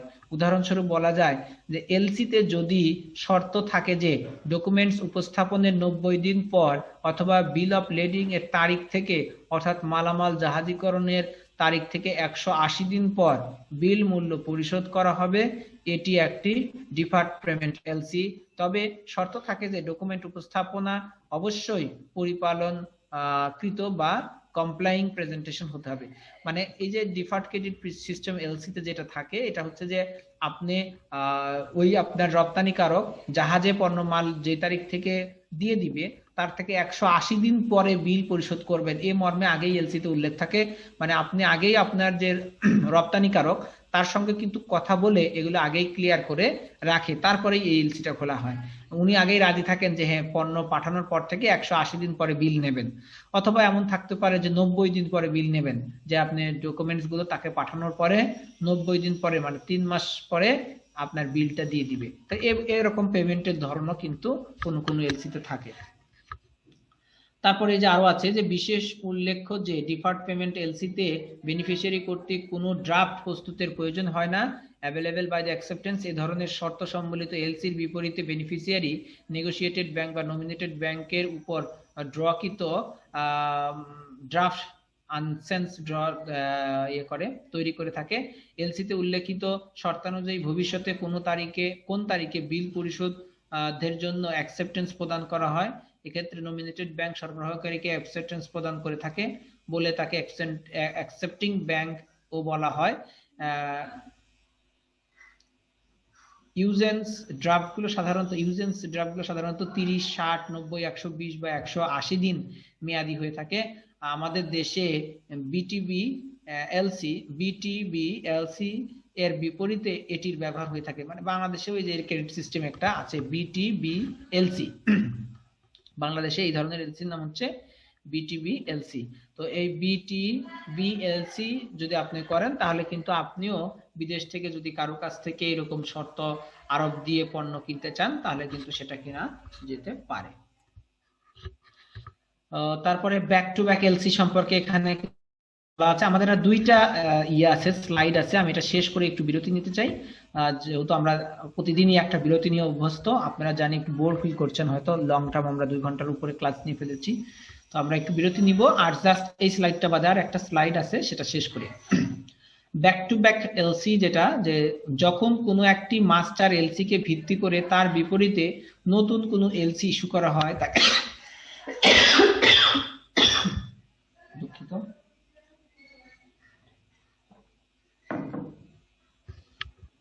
তাকে ব্যাক টু ব্যাক এলসি বলে। আমাদের দেশে আহ, রপ্তানিমুখী তৈরি পোশাক শিল্পে বিদেশ থেকে প্রাপ্ত মাস্টার এলসি বা এক্সপোর্ট এলসি বা মাস্টার এলসি কে সিকিউরিটি বাবদ ব্যাংকে জমা বা লিয়েন রেখে এই এলসির বিপরীতে তৈরি পোশাক শিল্পের লক্ষ্যে কাঁচামাল র মেটেরিয়ালস আমদানির জন্য একাধিক নতুন এলসি খোলা হয়। এসব নতুন এলসির বিপরীতে আমদানিকৃত কাঁচামাল দ্বারা তৈরি পোশাক প্রস্তুতকৃত বিদেশি রপ্তানি করা হয়, মানে পোশাক প্রস্তুত করে বিদেশে রপ্তানি করা হয়। পোশাক খাতে খোলা এই সব নতুন LC K back to back LC বলা হয়। তো ব্যাক টু ব্যাক এলসি মানে হচ্ছে আপনি যে বিদেশে কারো কাছে পণ্য বিক্রি করতে চাচ্ছেন একটা নির্দিষ্ট পরিমাণ, উনি যে মাস্টার এলসিটা খুলে আপনার নামে পাঠিয়েছে, এই এলসিটা ব্যাংকে দেখিয়ে আপনি এই এলসির এগেইনস্টে হয়তো অন্য কোনো দেশ থেকে এর র মেটেরিয়ালস আমদানি করতে চান, তখন আপনাকে আর নগদ টাকা জমা দিতে হয় না। ওই এলসিটাই ব্যাংকে জমা রেখে বা বন্ধক রেখে কি করতে পারেন, ওই এলসির এগেইনস্টে আপনি আরো একাধিক দেশ থেকে এই র মেটেরিয়ালস গুলো আনার জন্য এলসি খুলতে পারেন। তো সেক্ষেত্রে আমাদের বাংলাদেশি ব্যাংক আপনাকে নতুন এলসি করার পারমিশন দিবে এবং গ্যারান্টি হিসেবে ওই মাস্টার এলসিটাকে রাখবে। তাই এই এলসিটাকে বলা হয় ব্যাক টু ব্যাক এলসি, মানে একটা এলসি করার জন্য আর একটা এলসি কে সিকিউরিটি দেওয়া, মানে যে আপনি বাংলাদেশের একজন রপ্তানিকারক, হয়তো কাপড় আনার জন্য আপনি হয়তো ইংল্যান্ডেরই কোনো আর একটা কোম্পানির কাছ থেকে কটন আনবেন, তাই না? কটন এনে বাংলাদেশে তৈরি করে আবার ইংল্যান্ডেরই কোনো কোম্পানির কাছে বিক্রি করবেন, বা অন্য কোনো দেশের কাছেও বিক্রি করতে পারেন। তাহলে অন্য কোনো দেশের এলসিটার এগেইনস্টে আপনি যে আর একটা দেশ থেকে কটন আনছেন, সেই দেশে যে হচ্ছে আপনার কটন সরবরাহ করবে, তার এগেইনস্টে যে আনার জন্য যে এলসিটা খুললেন, এটাকে আমরা বলি ব্যাক টু ব্যাক এলসি। আশা করি আপনাদের এলসি সম্পর্কে বিস্তারিত কথা বলা হয়ে গেছে। তো এখানে এটা ওই কথা আমরা আগেও বলে ফেলেছি, এটা আমাদের আলোচনা শেষ, যে আপনার দেখা মাত্র, মানে কাগজপত্র সবকিছু উপস্থাপন করা মাত্র আপনাকে কি করতে হবে, এলসি